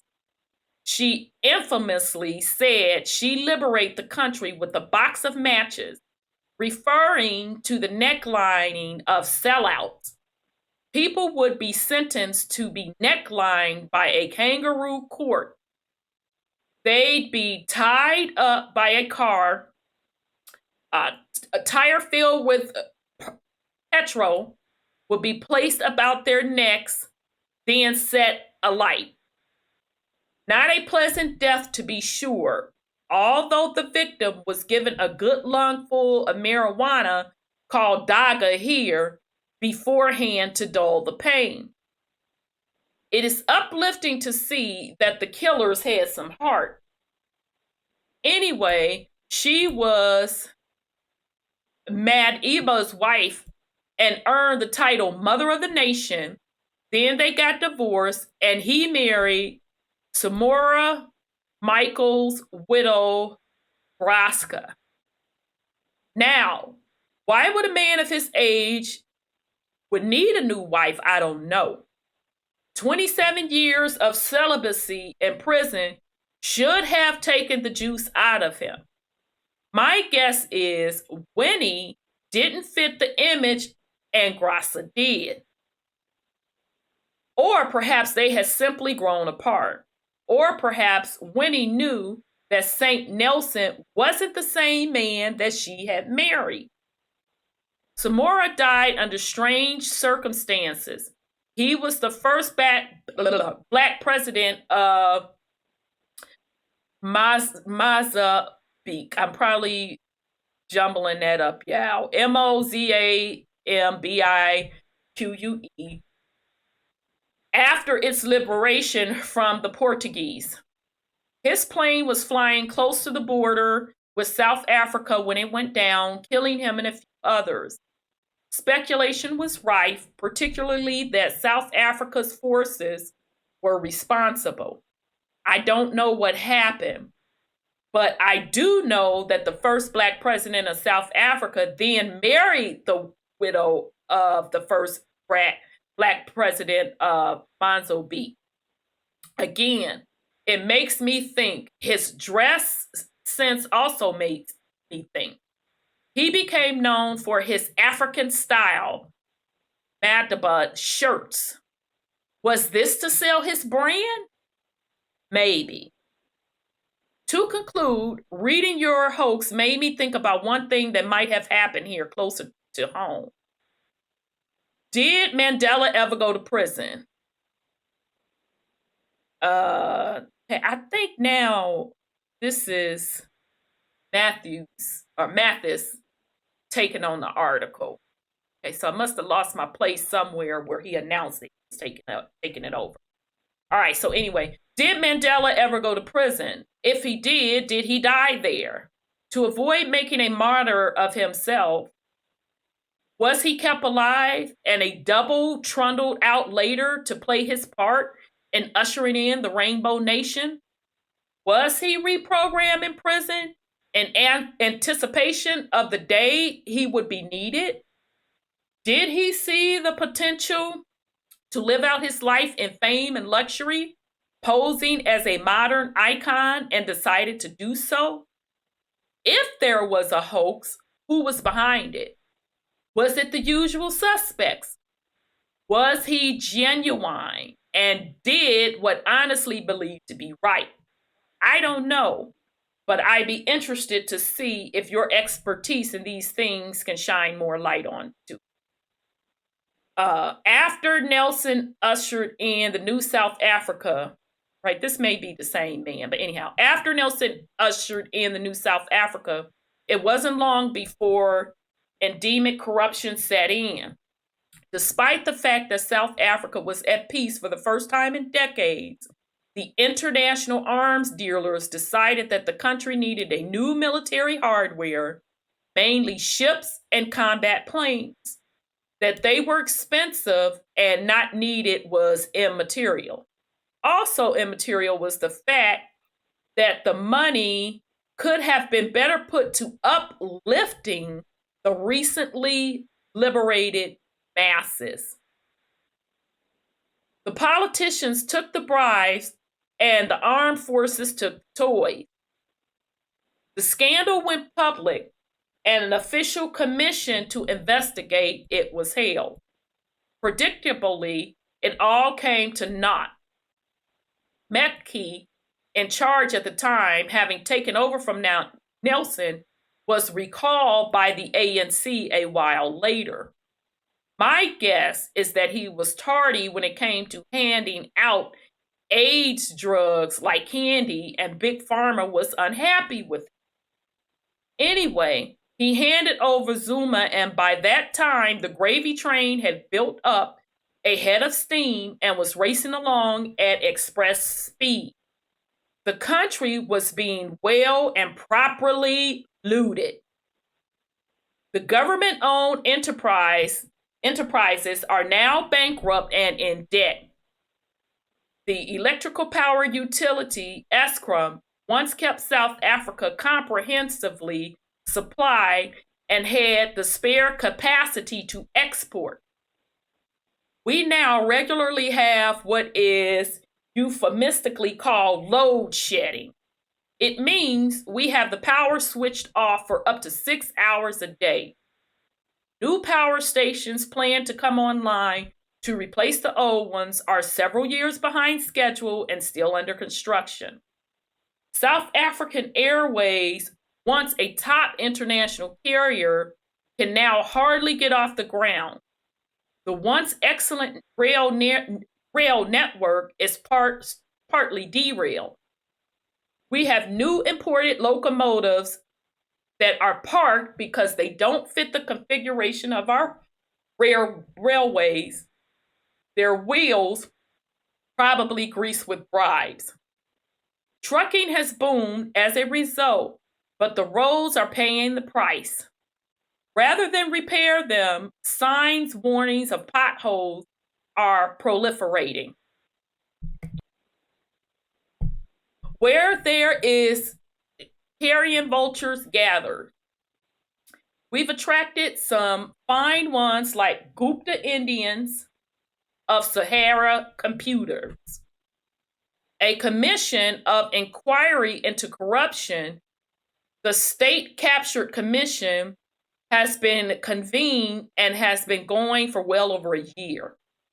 Testimony is given day after day of corruption, incompetence, and malfeasance. Those involved are mainly government officials, sometimes in cahoots with local and foreign-owned businesses. Even the chair Zondo says he can't believe his ears. Unemployment is over 40% and growing.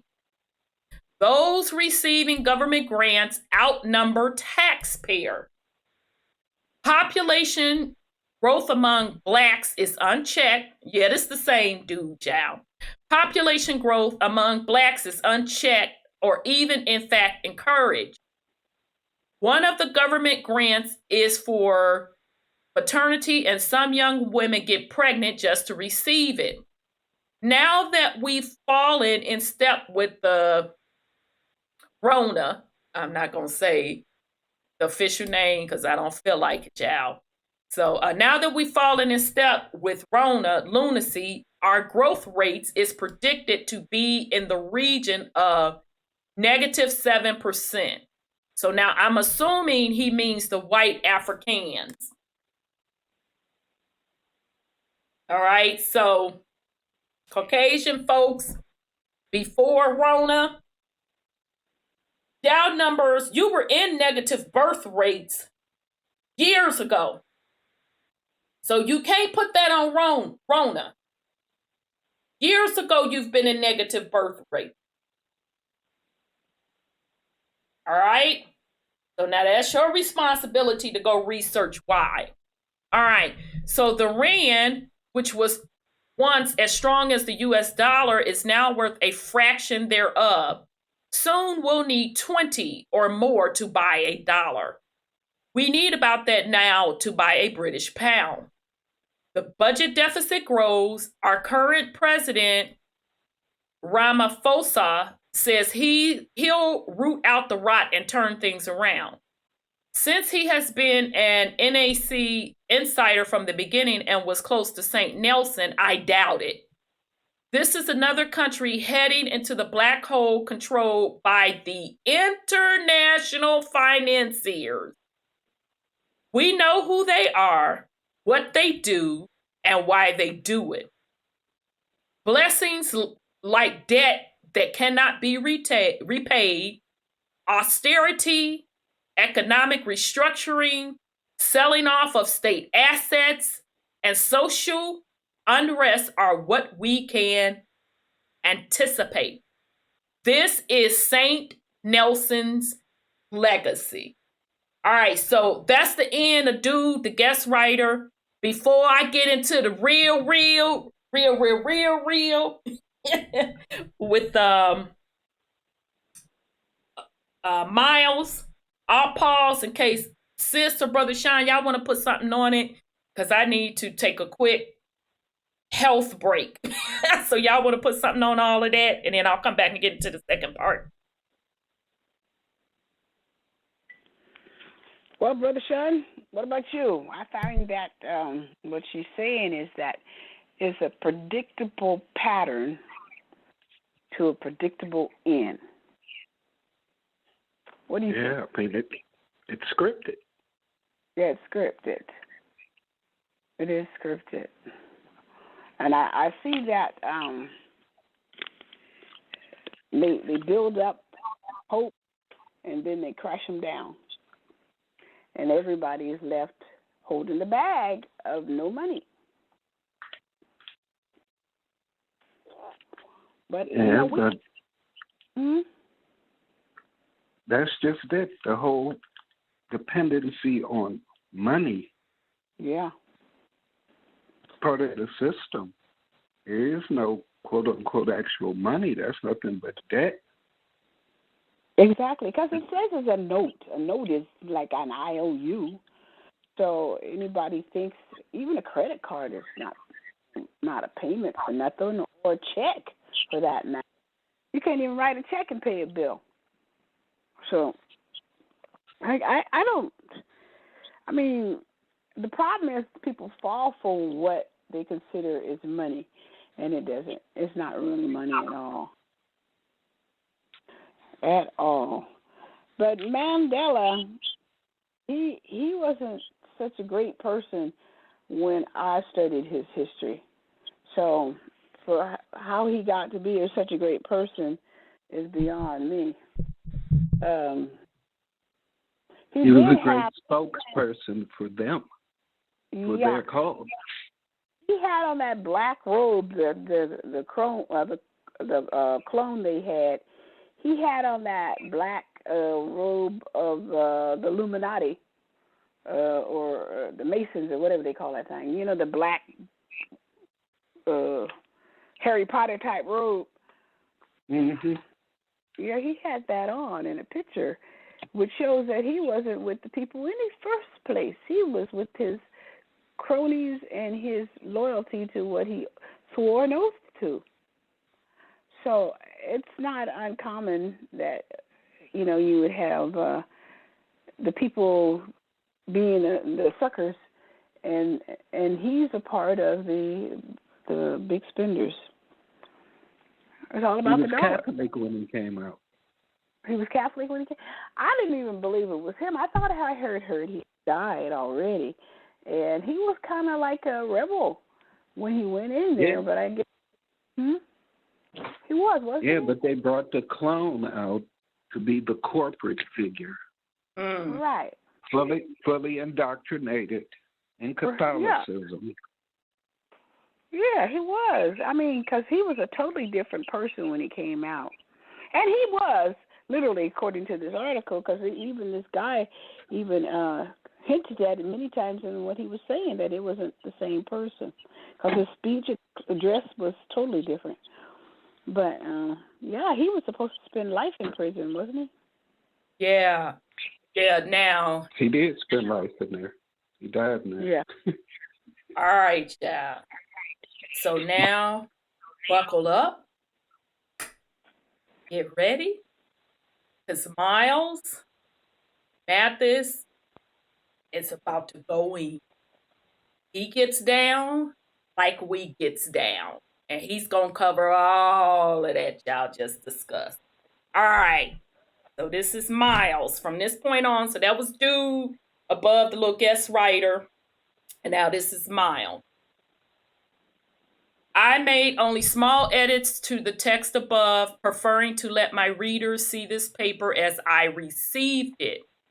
In places, the attitude drifts a little far right for my taste, but the overall conclusions are mostly correct, so I let everything stand. Which I'm so glad when I got down to this part, because I was pissed. I'm like, wait a minute. Miles don't roll like that. What the hell is going on with him? So I was glad to know that that was a guest writer or somebody that had wrote to him that information. My guest writer here is on the right track, and that is what concerns us here. However, his last line is not correct. It is not Mandela's legacy we have been left with, as his paper otherwise pretty much proved. Mandela was just a front for the bankers who wished to loot the country, as he shows. So blaming Mandela for anything is pointless. Mandela was just an actor chosen for his looks and voice, like Morgan Freeman. If a film he is in fails, do you blame Freeman? No. You blame the producers, directors, or writers. Freeman isn't responsible for the content of a Hollywood film. He is just memorizing lines. Same thing here. As for the conspiracy theories surrounding Mandela, you already know what I think of most of those. These theories are just bad ones to keep you off the good ones. And the good ones are, well, let's start by just looking closely at Mandela. And I mean his face, his head. Mm-hmm. He is obviously part white. So why don't they admit it? As he got older, he also portrayed some Asian blood. In some pictures, he looks part Chinese. His eyes are the giveaway there because he is far more squinty than you would expect for an African. So what, you will say? Well, when we combine that with the fact he was Thimby royalty from birth and lived at the Great Palace in whatever that word is, I ain't trying to pronounce that, we begin to see the familiar story. Both parents were supposed to be illiterate, but for some reason, not giving young Nelson was sent by his devout Christian mother to a Methodist school at age 7. They get Mandela's father out of the story very early as usual, having him die under mysterious and ungiven causes when Nelson was 9. Wait a minute. Arrah. Who was given the label of the first melanated, aka Black president in the Americas, who is biracial? They did admit he was biracial, but his father died when he was a young boy. Oh, I don't know. Who was that? Nah, that couldn't be Obama, right? Nah. We don't know. Same script. Same script. All right. So he was saying that the author Miles that prevents us from researching him, likely finding he was an intelligence asset as well. They also want us to believe Nelson was no longer in the line of kings, but because his great-grandmother was Ichabod clan. But that may or may not be true. I would say it is probably not true. And that Mandela was always cloaked royalty with a near ancestor who was non-Black, the fake chosen one, with some part Asian. Okay? So he's saying that he believes Mandela is part Asian and part the fake chosen one. Right? Mongolian. He's a Mongol. You could. Go ahead, he sis. said his eyes. He said his eyes were squinty and all that kind of stuff. Well, that's that Mongolian fold. So, and it's very pronounced. When people get older, you can see it more. Yeah, because I always wondered that. I said, dang, he has some prominent Asian features up in the face. Yeah. The Queen has them too. The Queen of England, she has that Mongolian fold. Bill Gates has that Mongolian fold. Henry Kissinger has it, but I think he had a little surgery to kind of cut his back. But they all have that Mongolian fold. All right. So just hold on to your hats, y'all. He just getting started. This is why he was chosen for the project. You can be sure that he didn't just accidentally find himself in his later positions, and that this was all planned out long in advance with a full script. It helps to also look at someone like Walter Susulu as support for what I just said. He was deputy president of the ANC and also allegedly spent 25 years at Robben Island Prison. He was related to Mandela through Mandela's first wife, Evelyn Mace. Sisulu was also Thembi nobility, though not as far as we know from the royal line. But they do admit Sisulu was half white since his father was Albert Victor Dickerson. Okay, and I'm assuming the picture that he showed is a dude. Well, what do you know?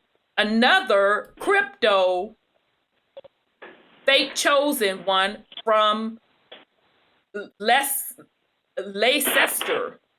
He is not listed in the peerage, but he is probably related to the barons of Painswick, including the son of the first Baron, Honorable Richard Sebastian Willoughby Dickerson, Assistant Chief Secretary of North Rhodesia in the 1920s, or Rhodesia.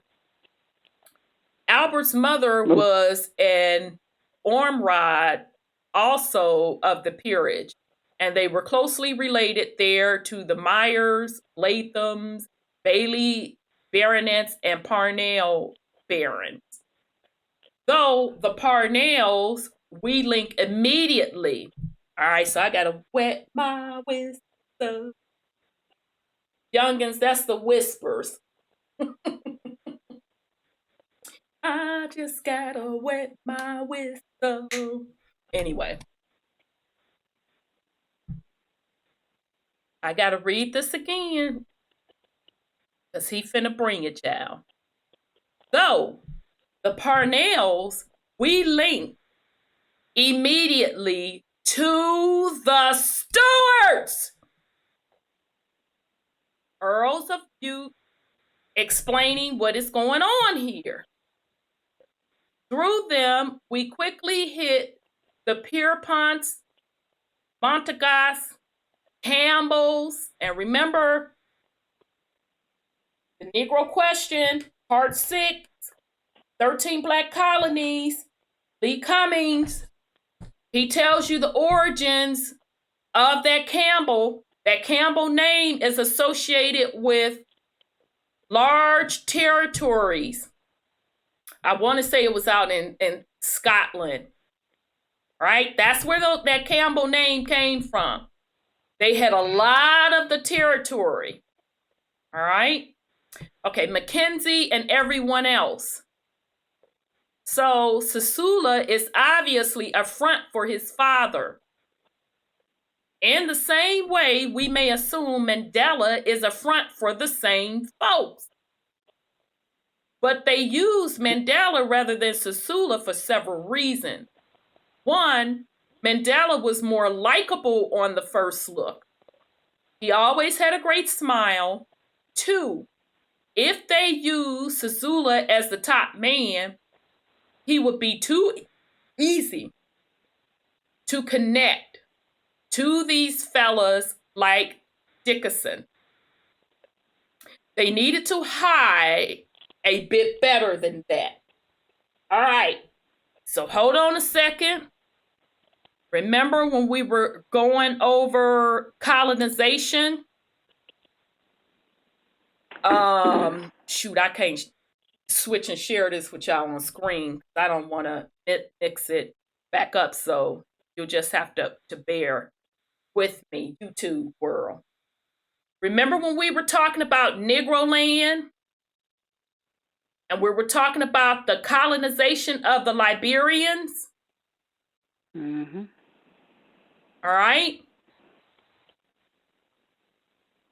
I'm just going to go through the list of names. Just to refresh folks' memory, because somebody just so happened to drop this on Facebook and an indigenous American group. And I just love how the synergy of this information is coming out. And it's coming out at a rapid pace, family. There's no way they can control, there's no way they can keep up with this stuff at this point. Now, I never had a conversation with these folks that I'm about to read this information. I'm the opposite. I don't go around promote my show to everyone. When they drop information, I drop a link. Yeah, I've covered that. Check out my show. I'm not that type of person. So this is naturally stuff that folks are picking up on their own because the energy, the message, the vibration has been put in the ethers that truth will prevail. So this particular person dropped a post saying Liberians call those from the Americas Congo people. So they got this out of Wikipedia, Americo-Liberians. Americo-Liberians, or African Americans in Liberian English, are Liberians ethnically of African American, Afro-Cuban, and liberated African descent. Okay, so we know that Wikipedia is going to still push that African narrative. But bottom line, they are telling you that a group of Americans went over to Africa.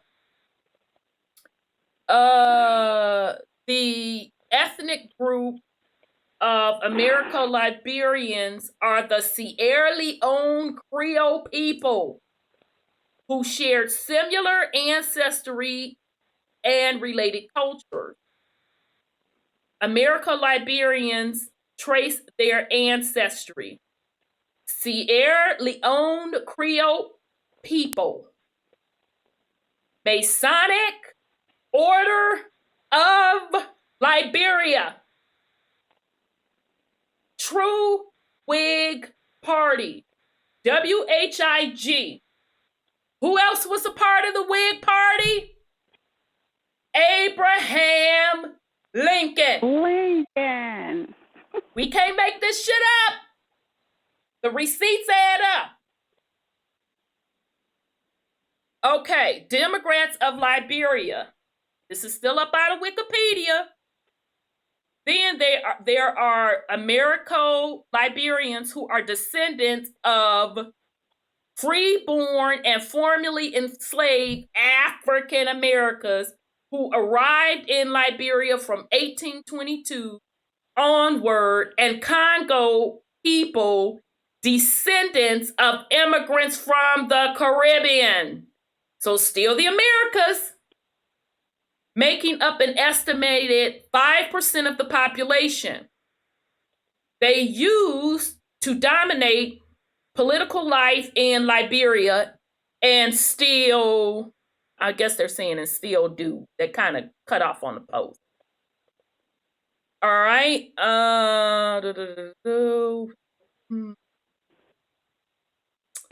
Okay, so just to reiterate, in Sierra Leone in present day Cote d'Ivoire, whatever that's French, although the term Americo-Liberian and Congo had distinct definitions in the 19th century, the terms Americo-Liberian and Congo are currently interchangeable and refer to an ethnic group composed of the descendants of various free and ex-slave African American, Caribbean, receptive, and Sierra Leone Creole who settled in Liberia from 1822. So in other words, just to break down this for you, based on our research and our receipts, the free slaves weren't from Africa. They were either free men of European descent, so melanated European free men, or indigenous Americans, aka Indians. Okay, either or. All right, going over to Africa to colonize. All right. So here's the notable people the Americo-Liberian or Congo ethnic group has produced. Several notable politicians: Nathaniel Barnes, Edward Wilmot Blyden, Mary Antoinette Brown Sherman. So all you folks with these last surnames, I hope you're listening. Melanated folks. Anna E. Cooper, Helen Cooper, Charles Cecil Dennis, Solomon Carter Fuller, Savette M. Gibson, Louis Arthur Grimes, Cat Graham Swiss, Romeo A. Horton, John Payne Jackson, Elijah Johnson, James A. Pierre, Charles Taylor, we should know who that is, the Liberian president and convicted war criminal, Hillary Teague, Frank E. Tolbert, Winston. This is where I was really getting at, but I'm reading the names so the other melanated people can see how the story of slavery is totally not accurate. Winston Tubman. Tubman? Tubman.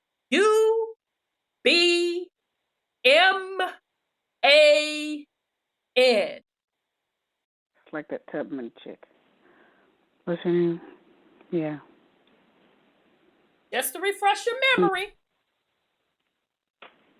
We don't make shit up. We bring receipts. Negro question. Part 6. 13 Black Colonies by Lee Cummings. Harriet. Page 147. I went back on the timeline and pulled the list of men, women, and children that Harriet Tubman, Tubman, Ross Stewart, rescued from the South. I almost fell out of my chair when I saw the last name Ross and Stewart on the list of rescued people. Then I took a look at Harriet Tubman's parents' names and I saw the names Ross and Stewart. I immediately ran to the map and saw Ross and Stewart in the Highlands of Scotland. The stewards on the ship's manifest are Black. The images of the steward kings are Black, and the stewards that Harriet Tubman rescued from the South were Black. So now I'm going to jump to page 149. Okay. The name William Stewart, because that was just also one of the names on the ship manifest coming over from England over to the Americas, all right? So the name William Stewart can be found on the convict ship Hockenhill Hill and the ship York. This simply proves that the Stuart royals were being rounded up and deported into the colonies as convicts. What was their crime? They believed in the divine right of the kings to rule, and they tried to restore the Black stewards to the throne of 3 kingdoms. Are you still there? Let's play the game conspiracy theory. What are the odds that the same name, William Henry Seward, appears as Secretary of State in the administration of Abraham Lincoln? Think about this. Harriet Tubman Stewart rescues a man with the name William Henry Stewart in 1854, and 11 years later, this same name appears as the Secretary of State of the United States, minus the T. What are the odds? All right. So I read that to only say, now what are the odds that Winston Tubman shows up as one of the political notables in America Liberian, aka Negro Land, where a group of freemen, melanated freemen from the Americas,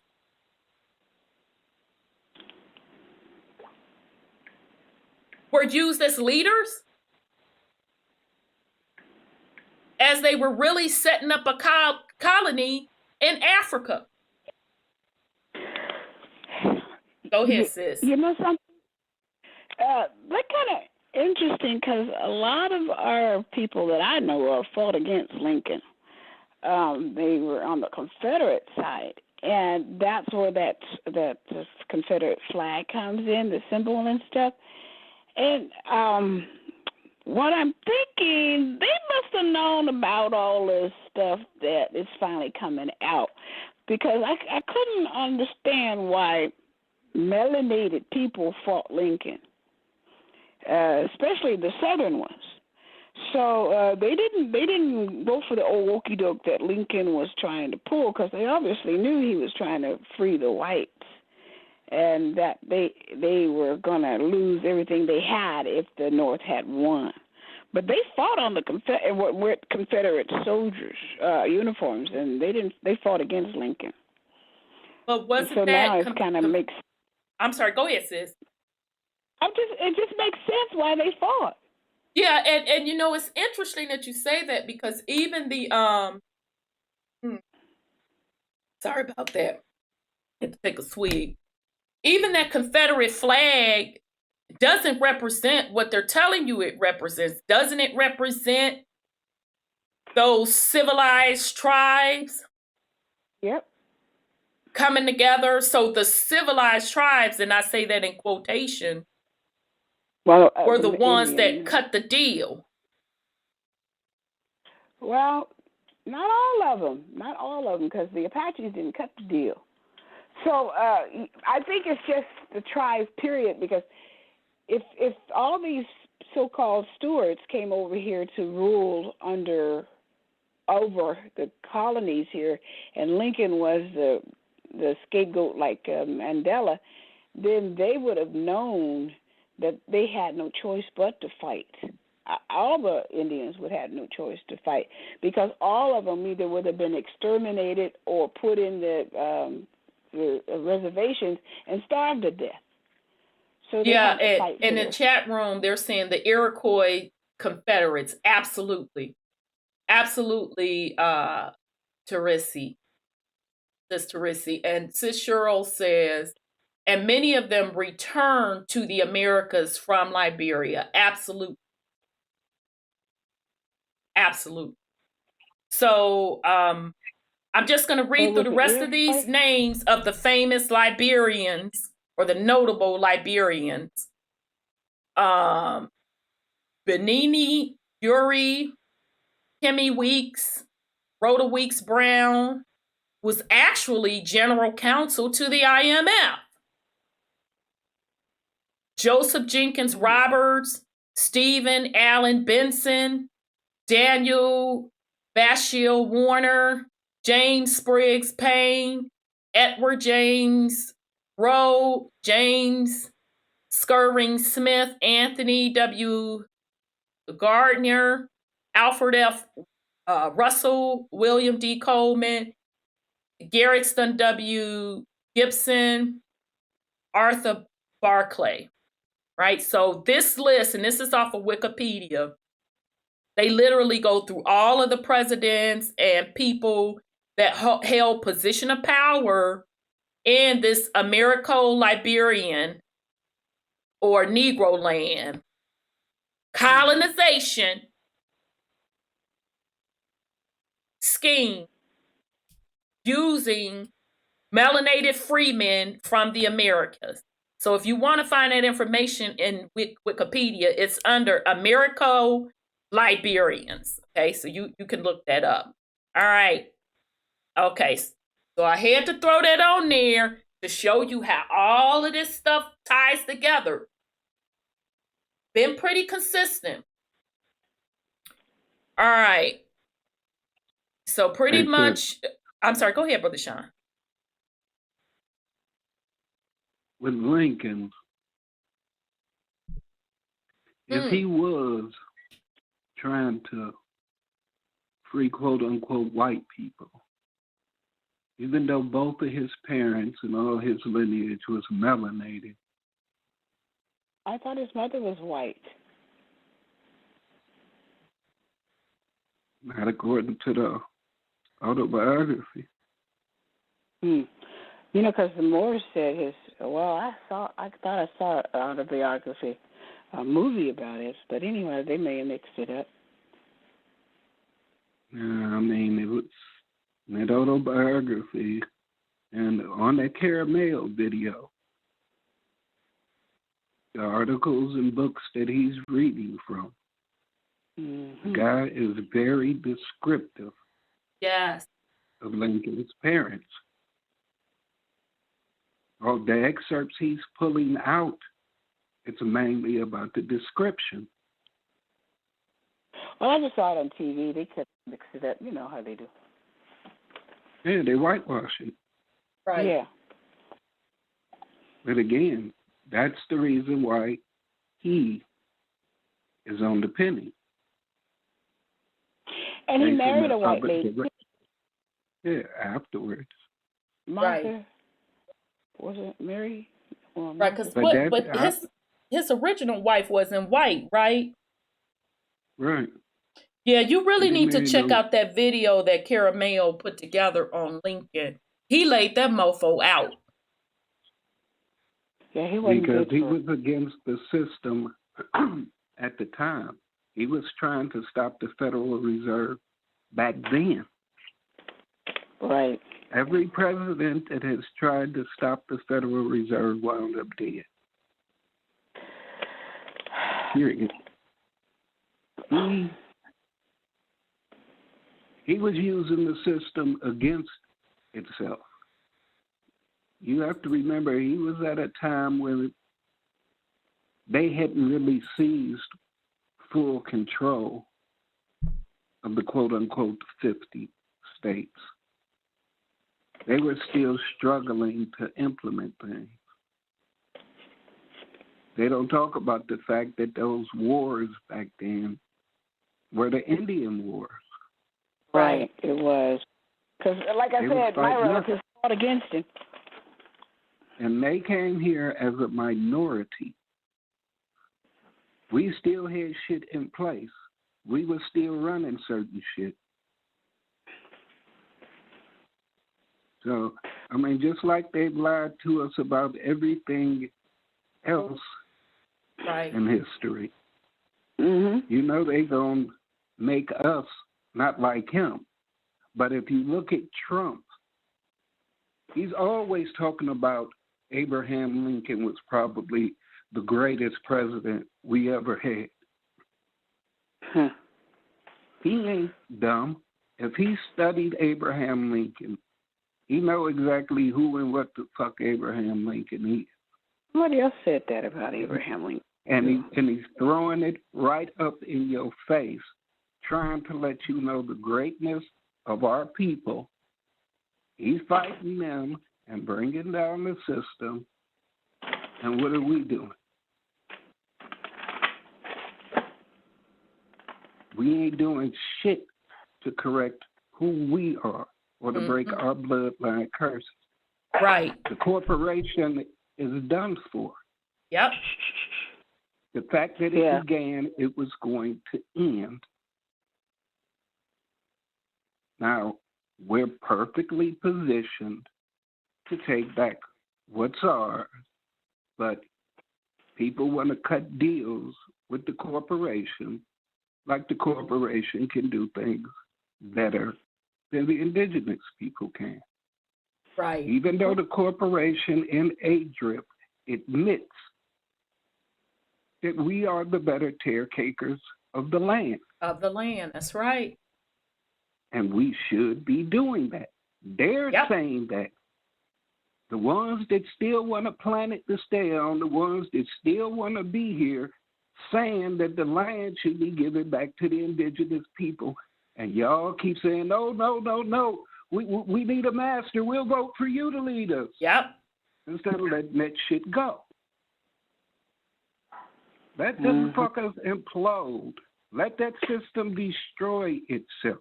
Remove your energy from it, and the quicker it will collapse. Yep. So, you know, they done lied about all of history. I mean, if you look at the mud flood videos, you see this shit was already here. Yep. And the motherfuckers that they sent over here, or let's just take, for instance, looking at some of them old Civil War pictures. Do you see these little scrawny, short, sickly motherfuckers who they say came over here and kicked all type of giant Indian ass? Exactly. Just look at these little sickly motherfuckers. And you mean to tell me they traveled all the way across the motherfucking ocean and then came over here and took all this shit? Yep. It's not possible. We banged on each other. And until we start accepting that and taking accountability for that and realize that these motherfuckers still in power because of melanated motherfuckers. Yep. It's going to keep going. They was prepared to put the Chinese as the new face, but they see that bullshit ain't about to work. Right. Trump fucked that all up for him. That's why so many niggas mad at Trump, because he's like, damn, you fucked up us having a new master. Yep.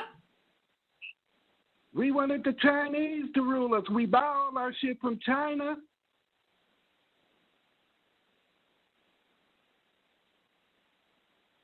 Yep. Oh, well. Very good, Mama Brother in control Sean. of this shit. They better wake up. Mama in control of this shit, and she ain't taking no prisoners. She don't give a fuck about none of your excuses, desires, or wants at all. You know, you're absolutely right. They always talk about, I can't stand him. I can't stand him. I said, he's making the system break down. He's doing it, maybe not for his consciousness, but you're the one that's benefited when they're fighting each other and carrying on. So why Oh, you no, he's consciously doing it. Yeah, He knows well, exactly what he's doing. And Right. Our people can't see that. They can't see it. And I'm like, let the people fight. Right. Stay out of it. Listen, you ain't got nothing to say in this. Right. Let them Clean do up your their own thing. shit. Let Pelosi call him a beast. Do what you want to do, because they're getting like juveniles in this stuff. I said, let her do her thing. Let him do his thing. Because you're the one that's going to benefit when the system goes down. So just let him do it. Right. But they Okay, don't so get it. in the YouTube chat room, as usual, they gets down with the get down. Now, Purple, you done effed me all the way up. I've been holding this for about 10 little minutes. Purple broke down Iberia, Siberia, Liberia. Liber is a Romanized Latin term, as in liberty. Sis Hope says Liberia is also part of the Iberian Peninsula.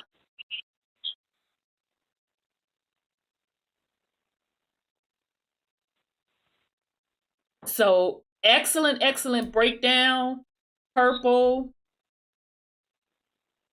Thank you, Sis Hope, for putting that in about the peninsula. And then Copper Color Soldier said he was giving you a shout out, Brother Sean. I love when Brother Sean goes in. All right, so let's get back to the get down, goddammit. All right, so didn't I'm sorry, go ahead, Arabs sis. take over all those territories? Who? The Liberian Peninsula, which would be Spain, the Arabs went in there and took over that. So, yeah. The R1B1s, genotypes. Ooh. Teresa says, the wording is like Liber code. The Liber code, yeah. The Liber code, yeah. Liber code, yes. All right. So just a refresher. Mathis is pretty much saying that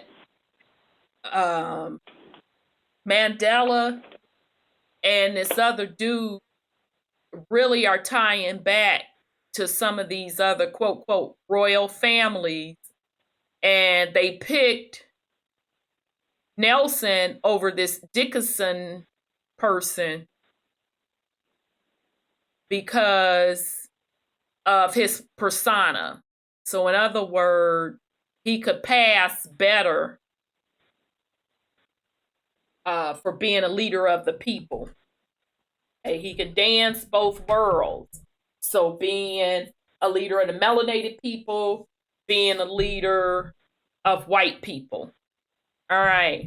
So another thing that most people miss is that the Thimbu are a part of the Amazosa tribe that just happened to practice circumcision.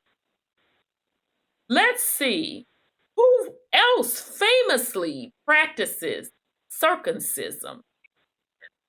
We are told it is an ancient practice among these tribal people, but we are told a lot of things. Very little was documented about the Amazosa, or it could have been Amachisa, so forgive me, until the Dutch arrived in the mid-1600s. As I sip water. Where else was the Dutch in the 15 and 1600s?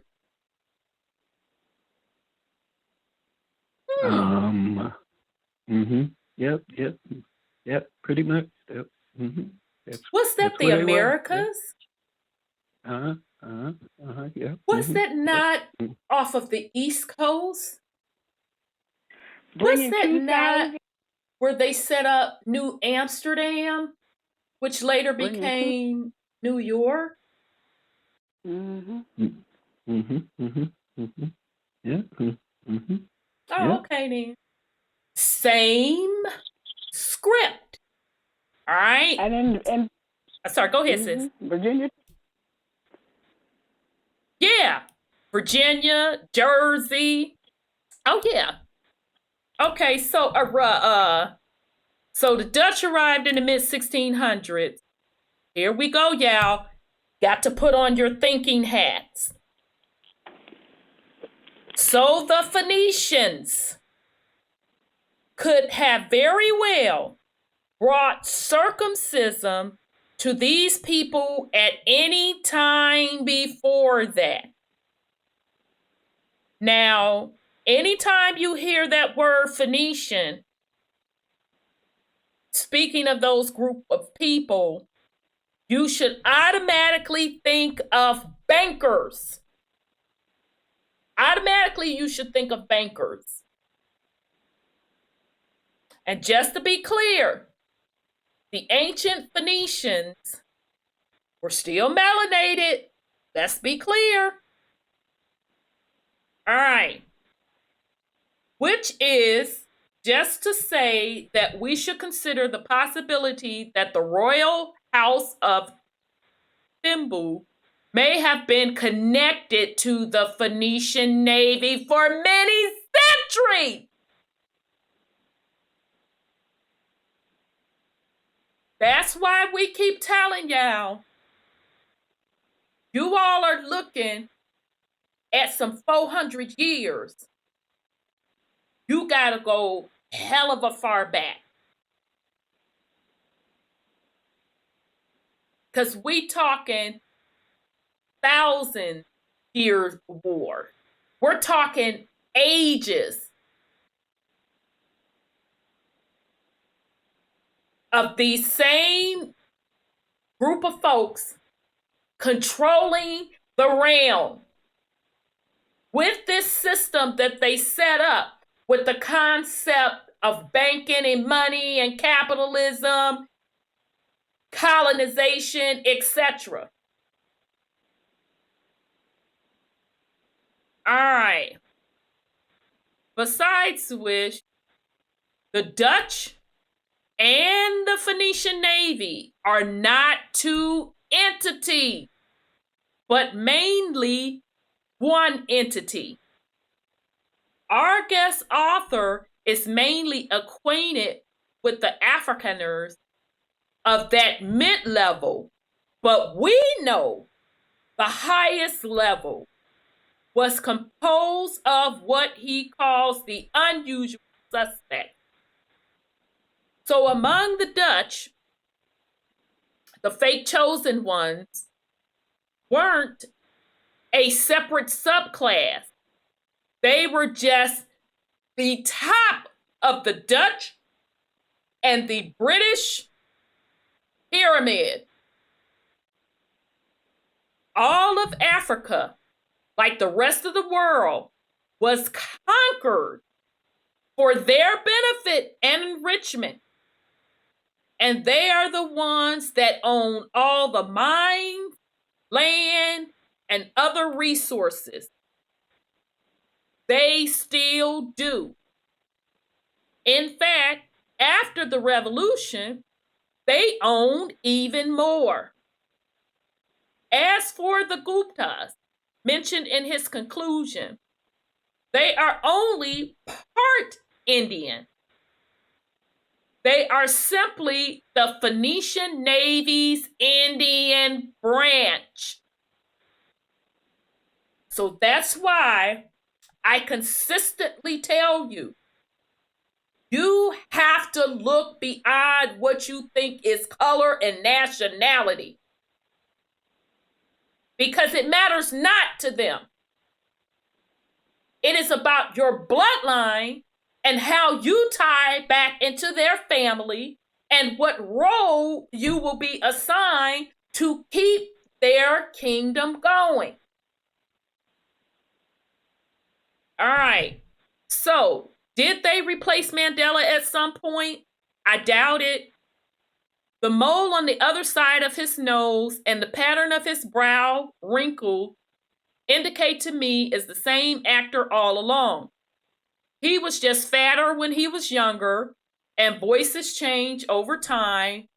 I will show that Mandela probably spent about 3 decades in England, and the colder climate there wasn't suited to his Southern constitution.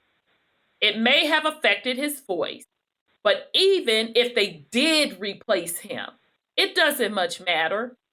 He was just an actor all along, so if there was a switch, he was no faker after the switch than before.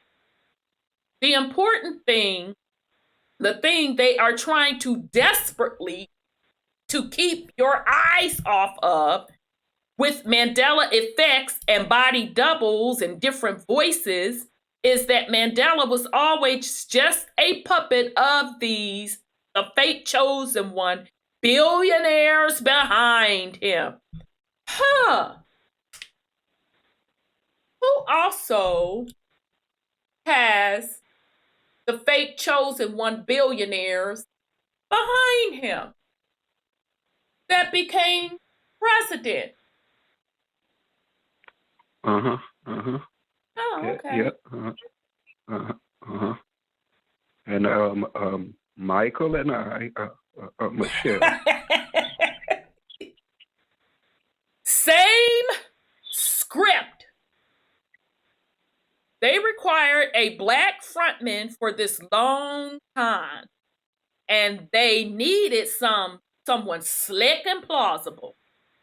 They also needed him to be a bit of a rebel to make him appeal to the black population. So they manufactured a list of murderers and a long jail term. But you can be sure he was never in jail. Actors don't agree to spend time in jail. They give us the clue themselves. He was prisoner number 46664. And so he highlighted the 666, which they still advertise prominently on t-shirts and coffee mugs. It is so in your face, it passes belief. One of the best bits of information my guest writer gives us is that Mandela's first job in the legal profession was working as a clerk at Lazille Slidesky's the fake chosen one's firm. But that needs expansion, since it is important to note that Mandela became a communist at the time, meaning he became a fake chosen one agent. I have shown that communism is a fake front and always has been back to the 1840s. It has always been composed of only the fake chosen one's agents and a few dupes and no one else. So my readers should see this as the biggest red flag possible. It proves beyond any doubt that Mandela was being groomed as the premier front for these rich, fake chosen one. More proof is that it is Sisulu who got Mandela the job with Slidesky. Was Mandela pressured to do this in some way, or did he do it completely of his own volition? We may never know, but we do have a quote. I simply found myself doing so and could not do otherwise. To me, that indicates considerable pressure, which is not hard to believe. Most of us feel the same pressure that some of us find a way to do otherwise. If we follow the story at Wikipedia, we find he next found himself at university, where he was increasingly influenced by Sisulu. We already hit that. It means he was increasingly influenced by Sisulu's father, Dickerson, of the British peerage. Remember, Dickerson ties back to Stuart and all of the other barons.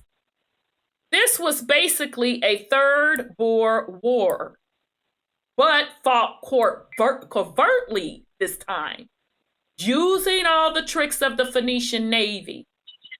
It was one family of Phoenicians squabbling across more than a century with another family for a major piece of worldwide pie.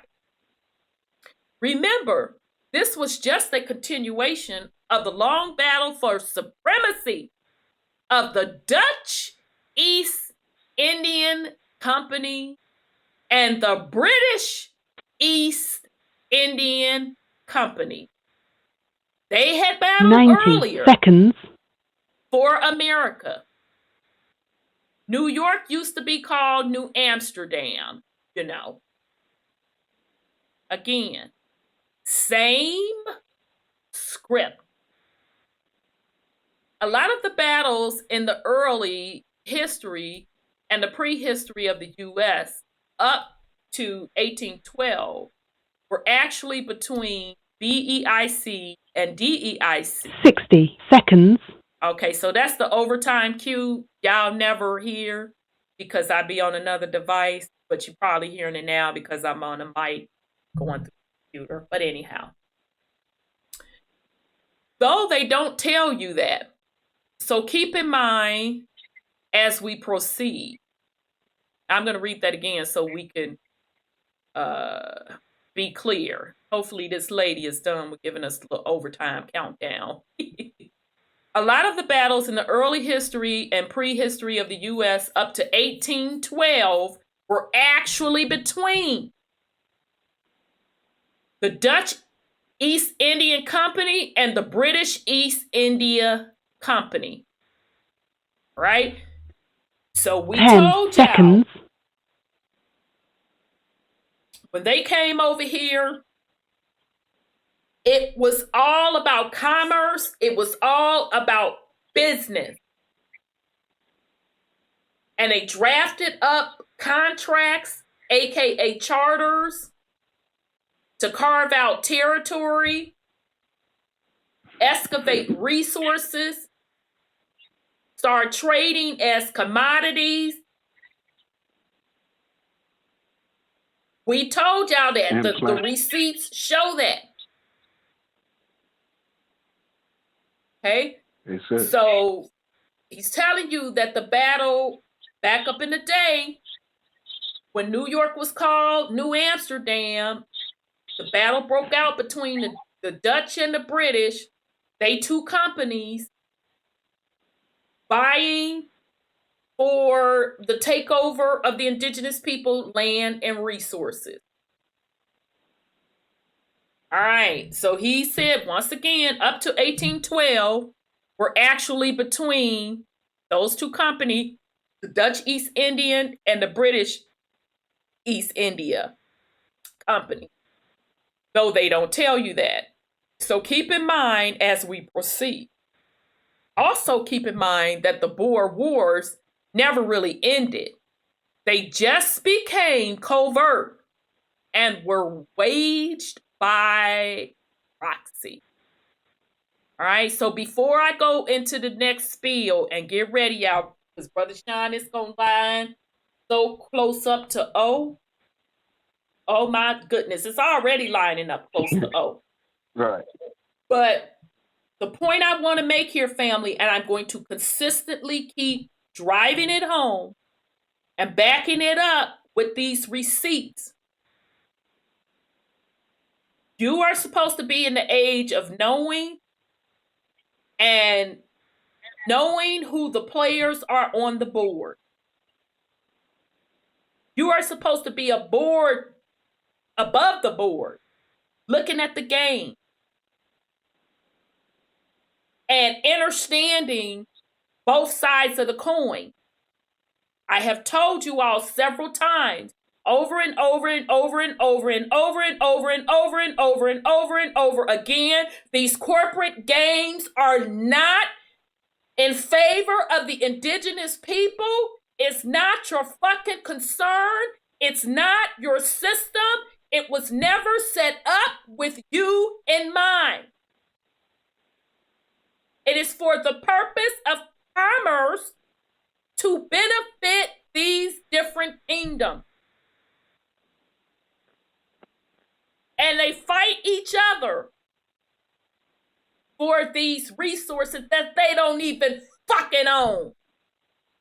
They have no birthright to them. So again, I'm not fucking interested in no new system. I don't give a fuck about Q, elemental P, white hat, blue hat, silver hat. I don't give a fuck about none of that. Because it's the all covert, same operation, playing one against the other, controlling the narrative so they can keep the fucking game going. So you are supposed to be in the age of knowing and not participate in that fuck shit. You are supposed to be knowing who self are, cleaning up your bloodline, tracing your heritage, teaching yours who they are. Because like I keep telling you, at the end of the day, Mama Earth is cleaning up, and she don't give a fuck about none of that. None of the corporations, none of your paperwork, none of your commerce, none of who you claim you was related to, none of that fuck shit. If you are not in harmony and for her benefit, your ass is out of here. And I say it and say again, you don't believe it? She's showing you. So go outside and explain that to that motherfucking UV radiation. Who at cloudy days, the motherfucking UV radiation is at 9-10. You can literally go out cloudy, warm days and come back in with a fucking suntan. Go explain that shit to the plasma. This shit is deeper than these corporate games.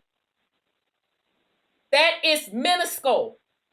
We are talking about the change of an age, aka a shift in mother's vibration to the higher realm.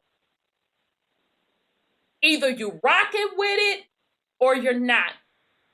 If you're support of their system, if you're in support of standing up a new one, good fucking luck. All right. Next, we are told Mandela married Evelyn Massey, but there is a big problem there since the main photo is really poor fake. Okay, so those of you on YouTube, shit. These babies nowadays can Photoshop this bullshit better. Couple all blurry in the motherfucking background. It looked like Mandela was just straight up pasted in here. Whatever. All right. Look how Mandela is outlined to your left. That would only happen if he was backlit. So he was probably outside there. They then pasted him in this photo with Massey indoors. Also notice the people in the background who are larger than the forward figures despite being much further away. Impossible due to a little thing called the law of perspective. Plus, that is tagged as Mandela's at Sisulu's wedding. If the Mandelas marry, we should have pictures of them from their own wedding. So why are we looking at someone else's wedding pictures? Finally, remind yourself that Massey was a close relative or relations of Sisulu, meaning that Sisulu, Reed Dickerson, not only set Mandela with his job up at Slide Ski, but set Mandela up with a wife. Most straight guys can find their own wives and want to, but not Mandela. Look at him in the photo. Yes, it is fake, but even so, they have pasted him standing well to the side of Massey, not even touching her. I would say that's another clue. We are seeing the usual misdirection on this question, which indicates the usual conclusion. Mandela was a gay, the fake chosen one actor. I'll pause.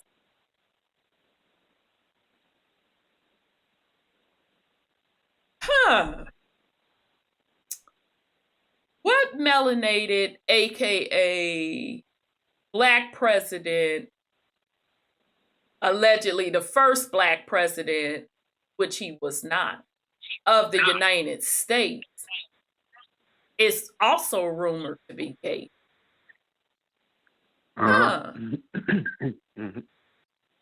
Michael, Michelle, and I. We can't make this shit up. Remember, they admit Mandela and his buddy Justice fled to Johannesburg to avoid arranged marriages.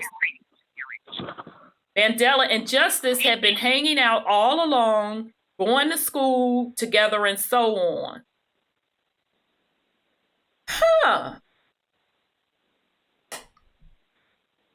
What other first melanated, aka Black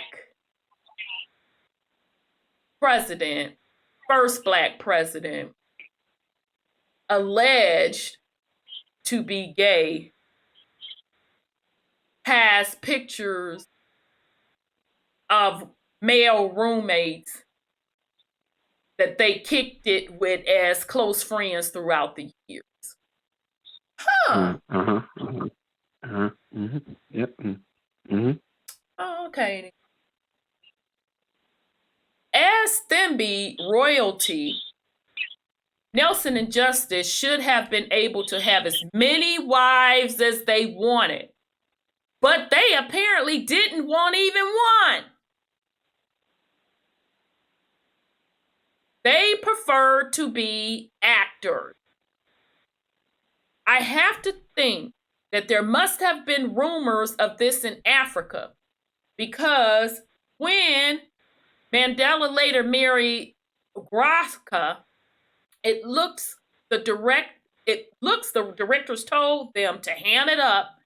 There are hardly any pictures of them not holding hands or hugging. It goes too far in the other direction. and they did everything but film them in bed like John and Yoko. Anyway, let's return to the story of Wikipedia. It was at this time that Mandela became a top officer of the ANC Youth League, which leads us to insert this question no one else asked. When Milan took power in 1948, his national party was allegedly as far right as it was possible to be, openly hostile to any black rights. So, why did they put up the ANC and call it for direct action against apartheid? ANC allegedly got more militant in this period. If what we are told is true, Milan should have shut that down with maximum force, but he didn't. Why not? I am telling you why. The ANC was always controlled opposition. Same thing in the Americas. Okay. Democrat, Republican, controlled opposition. It appears to have been infiltrated by the British later. But even before they took over, the Dutch had manned ANC with these Oreo cookies like Mandela and Sisulu, who were agents of the ruling class. This is the way it is always done, and we've seen it a million times. We saw it in my papers on the Black Panthers and the Nation of Islam, which were and still are headed by puppets of the billionaire, the fake chosen one. Right? I told y'all he don't play. He comes out swinging. Also, interesting is that after being kicked out the University of Fort Hare, Mandela later failed his final year at Witwatersrand 3 times, leaving without a degree in 1949 at the age 31. I find it, surprisingly, this is admitted, and I put it down to being 1949. If this had been 1989, they would simply have faked all his degrees. See Barack Obama. And those that don't know what he's referring to, do a little research, because it said that some of the professors, where did they claim? Harvard. Harvard. That said they didn't know him. He wasn't up in their class. So now this is all allegedly and supposedly, but this shit seems awfully similar to me. Seems like the same script to me.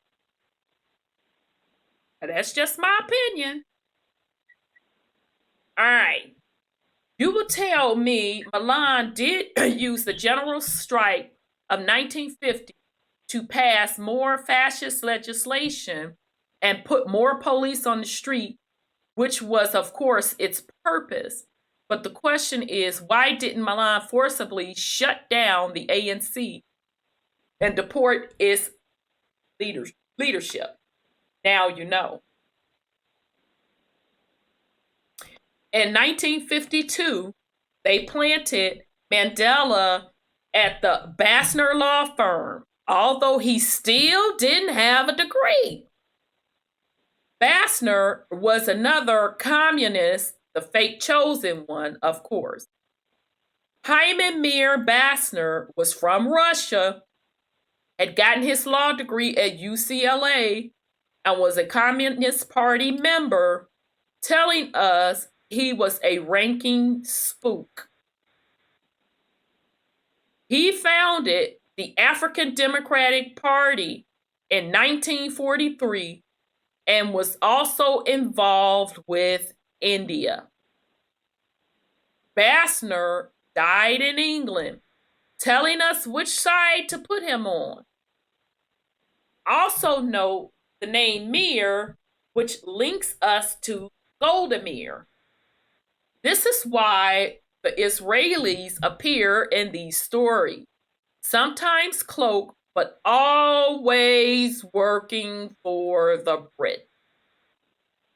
If you still aren't following me, read closely this quote from Wiki. At a Durban rally on June 22nd, Mandela addressed an assembled crowd of 10,000, initiating the campaign protest for which he was arrested and briefly interned in Marshall Square Prison. These events established Mandela as one of the best-known Black political figures in South Africa. So the police let that go on and only arrest him after he addressed the crowd? That was nice of them. And he briefly interned. Briefly. Let me guess. 8 days? Ask yourself why they didn't deport him, banish him, or beat him senseless. I'll tell you why. They wanted to establish him as one of the best-known political figures in the country. Better him, who they were in control of, than a real revolutionary. Now pay attention. This is a very powerful statement that Mathis is writing. The best way to squelch a real revolution is to create a fake one. The best way to squelch a real revolution is to create a fake one. Finally, in 1952, Mandela was arrested and stood trial under the Suppression of Communism Act, but again skated. He was given a suspended sentence. Mandela was banned from attending ANC meetings, but then we are told Kanine read Mandela's speech at a meeting in September of 1953. What? How does that make any sense? Why didn't the government shut down the ANC? Next, we are told Mandela became an attorney. How does that work? He failed coursework with Waterstrand 3 times, and he was studying law there. How can you fail out of law school and still become a lawyer? Are we supposed to believe that in South Africa in the 1950s, there were no requirements for taking a law exam? They admit Mandela wasn't close to his wife, Evelyn, spending no time with her, but it doesn't matter because she was busy with her own spook life as a Jehovah's Witness. Like Prince, she used her notoriety to spread disinformation as widely as possible. I told y'all, he come with the punches. He don't bullshit. So hold on. I had to take a sip of water. Now, we are all up to 1955, and Mandela is allegedly pushing for an armed uprising. Right. In support of that, a freedom charter was drawn up by Lionel Bernstein. What? These college-educated Blacks from royal families can't write their own manifestos? As usual, the script writers of history don't bother to tell you a believable story. Lionel Bernstein was the chosen fake one, of course, orphaned at 8 years old, of course. So they don't have to tell us who his parents were. We are told that they were immigrants from Europe. but no names or places are given. However, there is an Oscar Lionel Bernstein of the right age to be his father listed at Genie from Los Angeles. He is probably related to Leonard Bernstein. There are also Bernsteins in the peerage, the Barons of Craigswell. They are well connected to Nicholas Sirota, current head of Tate Modern in London, and through Angela Beveridge. They are also related to the Berkeleys, Earls of Berkeley, the Drummonds, Earls of Medford, the Mackenzie, Earls of Seaford, the Stewarts, Dukes of Lennox, the Campbells, Dukes of Argyll, the Gordons, Earls of Huntley, the Hamiltons, Earls of Arran, the Douglases, Earls of Morton, and the Keeps, Earls Marischal. Does that list look familiar? We just saw 3 of those prominent families linked to Albert Dickinson above, and thereby to Sisula and Mandela. Like Mandela, Bernstein had a bye with the courts. He was charged with sedition in 1946 and convicted, but received a suspended sentence. Really? A suspended sentence for sedition? In 1956, he was arrested for treason in the famous treason trial. The trial lasted 4 years, after which everyone was acquitted and released. That's convenient. In 1963, he was arrested again, this time with Mandela, and became part of the famous Ravonia trial. He was the only one found not guilty and released. Bernstein then went to London and later Oxford, where he lived for decades, telling us who he really was and what side he was on. Notice how he didn't retire to Amsterdam or Eindhoven. Let me take another sip of water, y'all. After the treason trial, Mandela allegedly worked as a chauffeur, traveling around the country incognito. Right. I guess he traveled in whiteface. As you are already seeing, the story at this point goes completely off the rails. And the desperate script writers are forced to borrow from the Orgsy novel, calling Mandela the Black Pimpernel. Really pathetic. They also claim he was inspired by Castro's uprising in Cuba, Che Guevara, etc. The problem there is I have already exposed those guys as fake. And the fake chosen one fronts as well. They admit Mandela went to England in 1962 to meet with anti-apartheid activists, but we now know who he was really meeting. Various earls and dukes.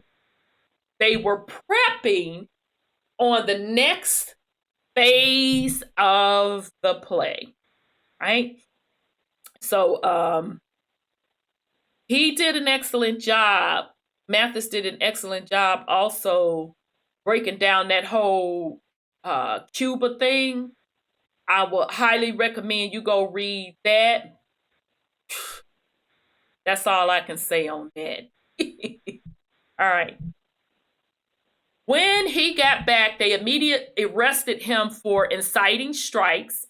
The court proceedings are the usual farce, since although Mandela was allegedly a lawyer, he acted more like Anders Breivik or Charles Manson, wearing a hairy animal hide in court, refusing to call witnesses, and grandstanding loudly and obnoxiously on political topics outside the matter at hand. Despite being known to be the head of a militant group, he was sentenced to only 5 years. We are told they moved him from Johannesburg to Pretoria jail so that when he could visit him. What? Is that the way it usually works? They move black prisoners for the benefit of their wives?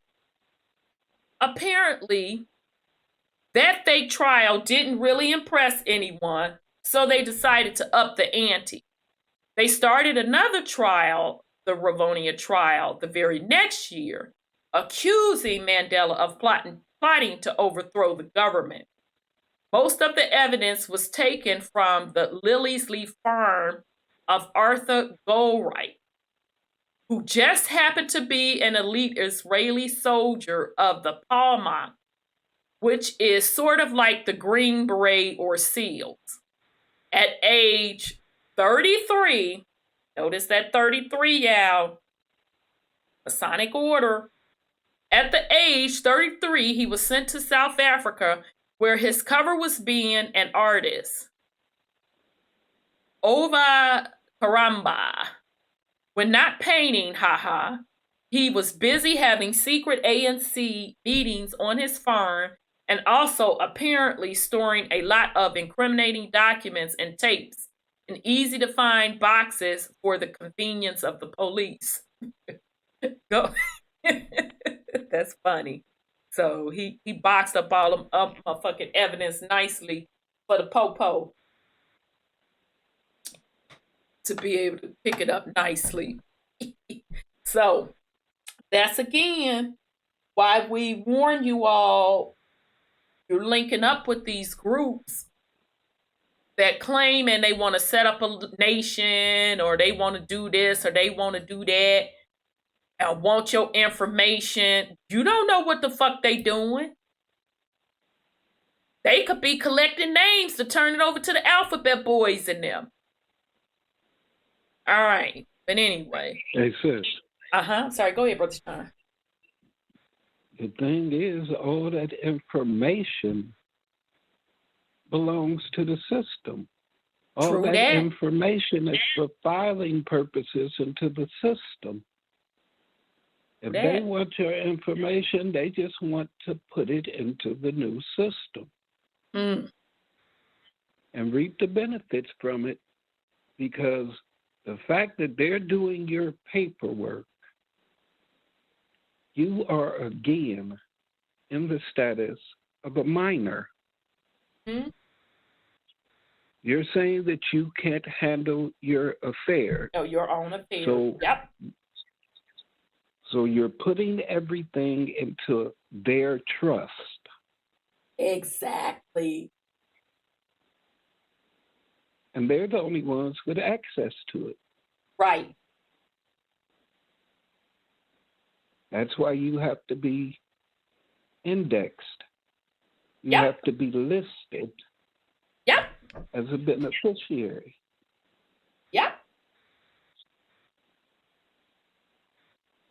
But, you know, it's all about consent, so, right. And they're showing you right here that the same thing has been playing out over and over again. These actors, script writers, Hollywood. And who are these people all emotional about right now? Actors.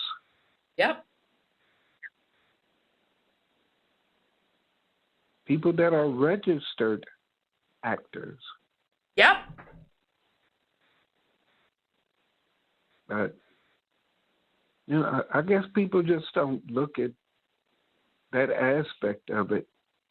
I mean, they sit up and follow these people's careers, photo after photo of them. All their fake information.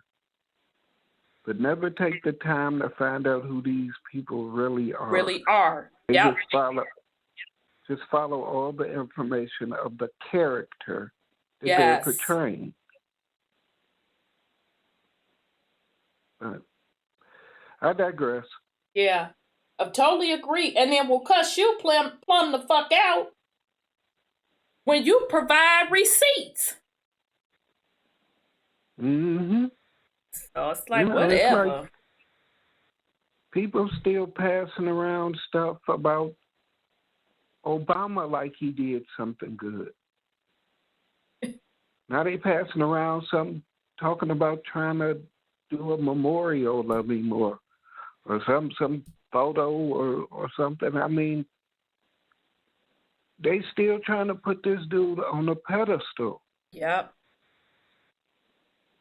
And I really don't see anything he's done to make all these people love him. But have melanated skin. Right, but look at how many melanated I second people, that. melanated actors perpetuated the fraud Absolutely. of being victimized to incite racial tension. Absolutely. I mean, if you're an actor and you're sitting up doing something like this that you know is being released to the public as real, and to sit back and see what happens after that and remain silent if you're still alive. I mean, we know some of the white crisis actors are still alive because they managed to be at every event. Don't they be on the scene? The crying girl, she motherfucking been in so many events. They done set her down because we started recognizing her ass. But yeah. Right, the little girl that's always being pulled from blowed up buildings. Yep. The little boy that died in a couple attacks, and I mean, it's just ridiculous. It is. It's the space shuttle folks that blew up and then wind up showing up in later years. With the same folks on another mission. Or claim to be the twin brother of, and this, but y'all got the same name. And you mean the Columbia one? Yeah. The station Columbia? Mm-hmm. Yep. Oh, yeah, that did look familiar to me. Yep. Wow. Literally, we can go on and on, but it's up to you all to do your research. All of this shit is staged. If you seeing it come across mainstream media, 99.99999% probability that shit is staged. Now, Brother Sean sent me a video. I think he tagged me, and I can't remember, but anyhow, showing a clip of some show or movie talking about Rona, and it looked like that shit was made in the 80s to me, either 80s or 90s. It played like out the fucking entire script of Rona. Yeah. It even named Rona. Am I lying, Sean, or not? Not at all. It even compared it to SARS. It even talked about the controversy of masks and all of that shit. It even talked about the alternative cures. And, possibly it was used for malaria, but it could be used for this. All of this shit is scripted.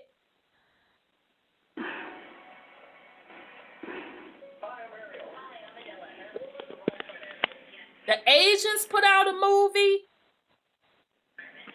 same script for Rona, even on down to the symptoms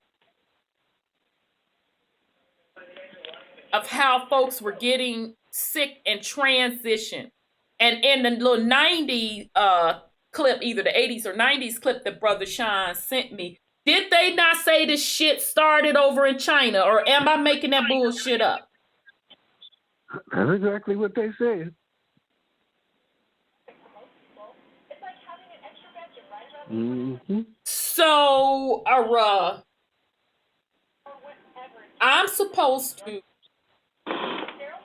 get my drugs in a bunch over some mainstream media shit, and even more importantly, the covert operation of the truther community. I'm supposed to get my motherfucking drugs in a bunch following mainstream fucking truthers.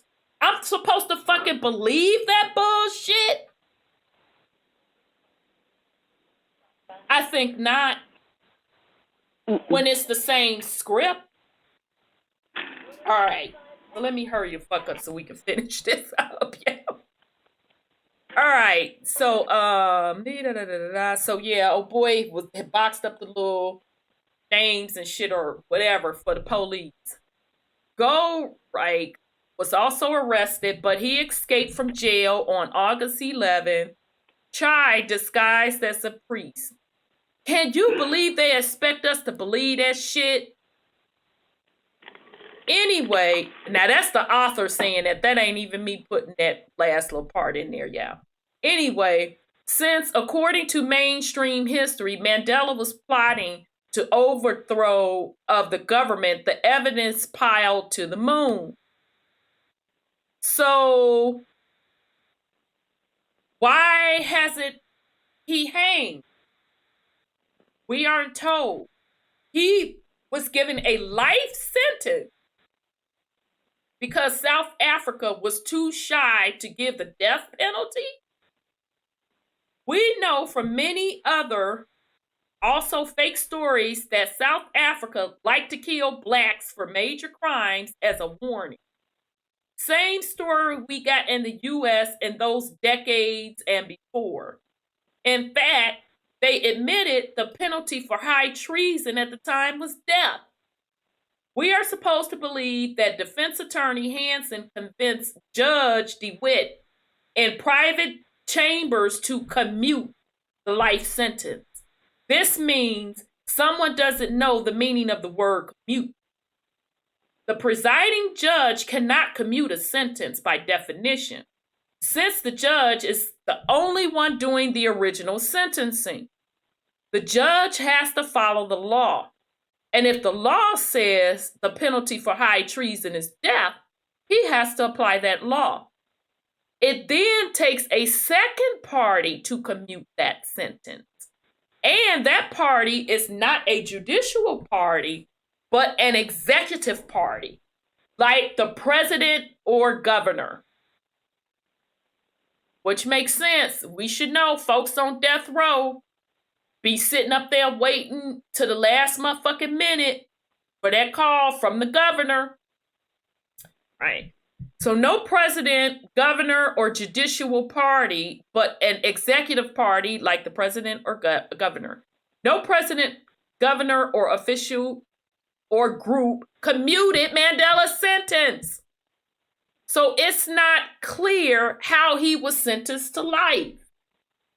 Also, why was Mandela allowed to give a 3-hour speech, "I am prepared to die," at the beginning of the trial? That isn't normally court proceeding. In a real trial, someone in the stand must respond to questioning. They don't get to blab without end. Do you think the state arrested these people so they could make 3-hour speeches in court, which could be immediately printed in the newspaper and quoted on TV? This is all the evidence you need that the trial was manufactured. But why would they end the Mandela Project like that in 1963, putting their actor on ice for 27 years? probably because their cover was blown. The British, the fake chosen ones' peers, got caught by their Dutch cousins and were forced to back off for a few years and regroup. The script they wrote from London in 1962 blew up in their faces. My guess is that once their cover was blown, the British spooks whisked Mandela out of South Africa, and he was really in England after 1963. Perhaps camped out in the countryside, maybe near Oxford. This means that although the Afrikaners thought Mandela was their own asset in those previous years, controlling the opposition, he was actually a British asset for most of that time. But I don't think the Afrikaners understood that until sometime after 1962-63. Because we have to remember that the things really got nasty after that. These covert projects of the 50s and the early 60s had failed, so the various factions of the Venetian Navy had to resort to semi-open warfare. Also, the American faction got more heavily involved at the time, backing up their British cousin. This is what the whole Cuban thing was about. Remember, in the 1970s, this skirmish spread to neighboring countries, including Angola, where Cuba sent in 18,000 troops to prop up the MPLA. Cuba sent even more troops in the 80s. Didn't that ever seem strange to you? Cuba? Cuba was fighting South Africa in Angola? How does that make any sense? For those few who ever even asked that question, the answer given by the fake mainstream historians was, of course, that the Soviets were behind it. But that is the usual cover story. Who had a giant base on Cuba at the time? Not the Soviets. The U.S. ran Guantanamo Base then and still runs it. So, of course, it was the U.S. funneling troops to Angola, not Cuba or the Soviets. I will be told that the U.S. and the U.K. were allies of South Africa during those decades, but that was all a fence. The alphabet boy, starting with that C, y'all, and then with that A, wanted South Africa to think the U.S. was its ally. But the U.S. and U.K. have always wanted the Dutch out of South Africa, right? So again, this is the warring of that Dutch Indian Company and British Indian Company for control of that land and the resources. All right. So even now, that is the plan. And that is why the country is being allowed to crumble, something my guest writer couldn't understand. It is being made inhospitable to whites on purpose to drive the rich Dutch out for good. Once the last of them have packed up and vacated, the country can then be repurposed for its rich English American owners. I would assume the Indians, like the Guptas, are just being used for this purpose as well. They are interim hooligans allowed to prosper temporarily as part of Operation Chaos so that they can take the blame. AKA Caucasian people. I'm side-eyeing. You can't see me side-eyeing. But anyway. But once the Dutch are driven out, the Indians will be given the boot as well. If I am right, then de Klerk despite appearing to be Dutch, must have been a British asset. You will say his family had been running South Africa for years, but these things happen. So we first look to his mother, where we find, my guess confirmed, she was a Coulter. So it's possible the de Klerk's line were attacked through her. Coulter is a more obviously the fake chosen one name than de Klerk, and comes from different lines than the de Klerks were used to. Coulter comes from Germany and Austria. Always follow the ladies, as I have told you before. My guess is confirmed by the amount of misdirection around this question. At Wiki, de Klerk is sold as mainly French Huguenot, though he notes he is also of Dutch descent. Absurd, as usual, since he is the fake chosen one on both sides. The only question being what line. He wouldn't be running a country if he weren't mainly the fake chosen one descent.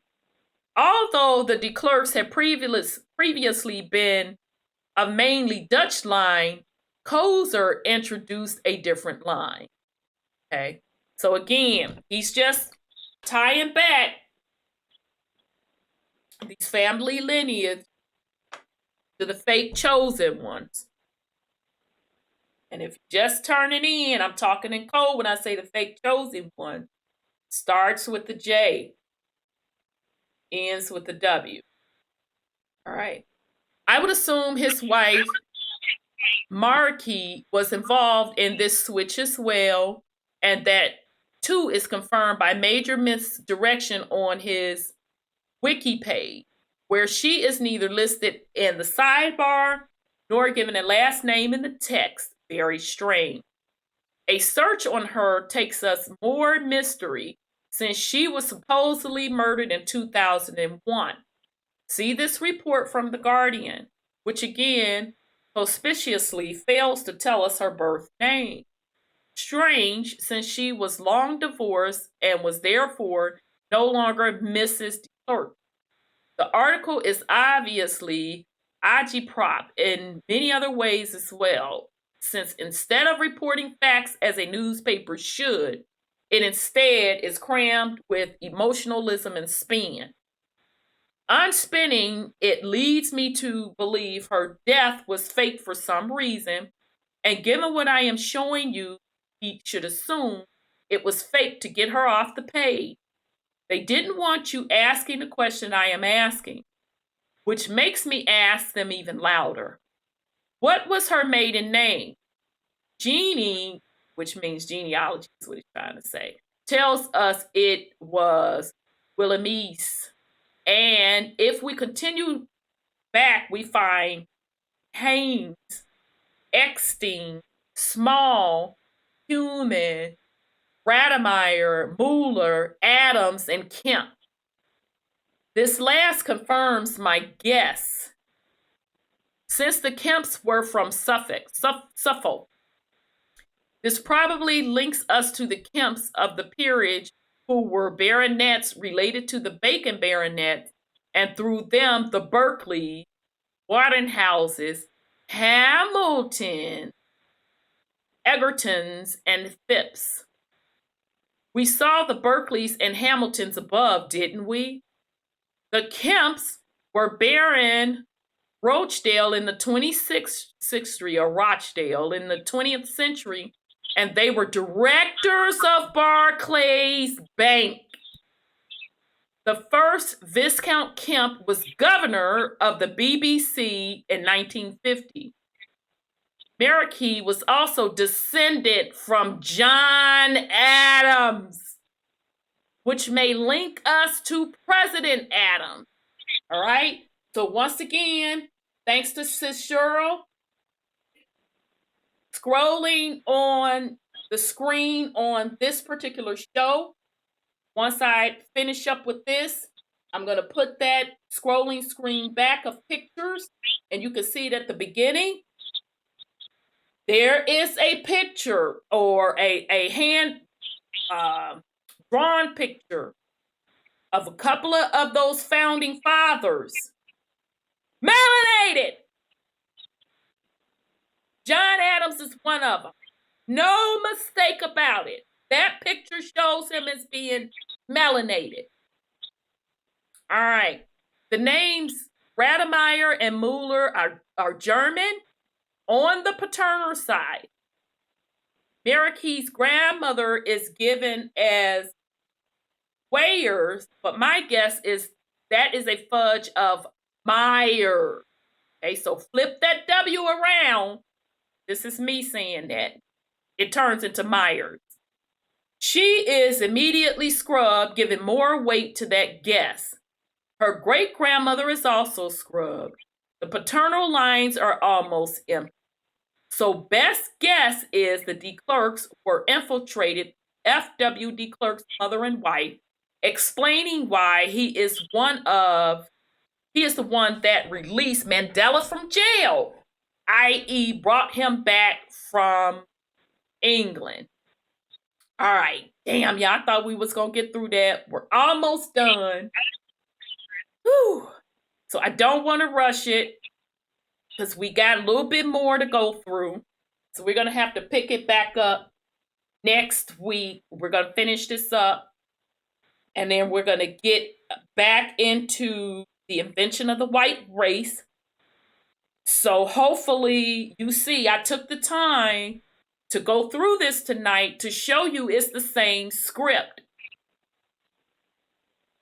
This gentleman, Mathis, literally laid out for you the invention of white supremacy colonization in South Africa. And the same script was used that was used over in the Americas. So shout out to Sis Cheryl for this article. Very, very explosive. Shout out to Mathis. I highly recommend you have his work. Check out his work. Next week, I'll pull the exact link to his work. I always have trouble getting to his work because dude goes in very hard. He goes in very, very hard. Okay. All right. So with that said, we're going to go into last words. Sis, you have any last words for the family?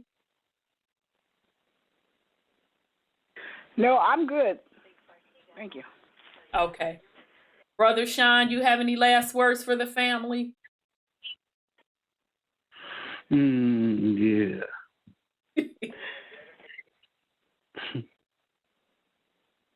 Have you found you and their plans other than as a servant or a corporate citizen? Any and all so-called benefits that they are offering you is as a citizen. Who you are as a divine being has no place in their system. That's right. That's why you're not listed. That's why you have been renamed and reclassified as a character in their play. Right. It's up to you whether or not you choose to be that character. And I digress. Indeed. Indeed. So I want to thank the YouTube family, Brother Scotty Saturn, Purple Peel, Sis Cheryl, Teresi, Brother H2O. I know I'm missing some people. Sis Hope. So forgive me if I missed you. I didn't mean to miss you. All peace and love to you all. Thanks so much. I really couldn't chop it up with you too much tonight in the chat room because I was deep up into this material, y'all. This stuff is deep. So we're going to get back up on it next week and conclude with what this brother then put together on Mandela. And then we're going to dive back into White Trash, the 400 Untold History of Class in America by Nancy Eisenberg, to show you how the same script keeps being repeated over and over again, and the invention of the white race. So with that said, YouTube family, we're going to send you peace and love because we're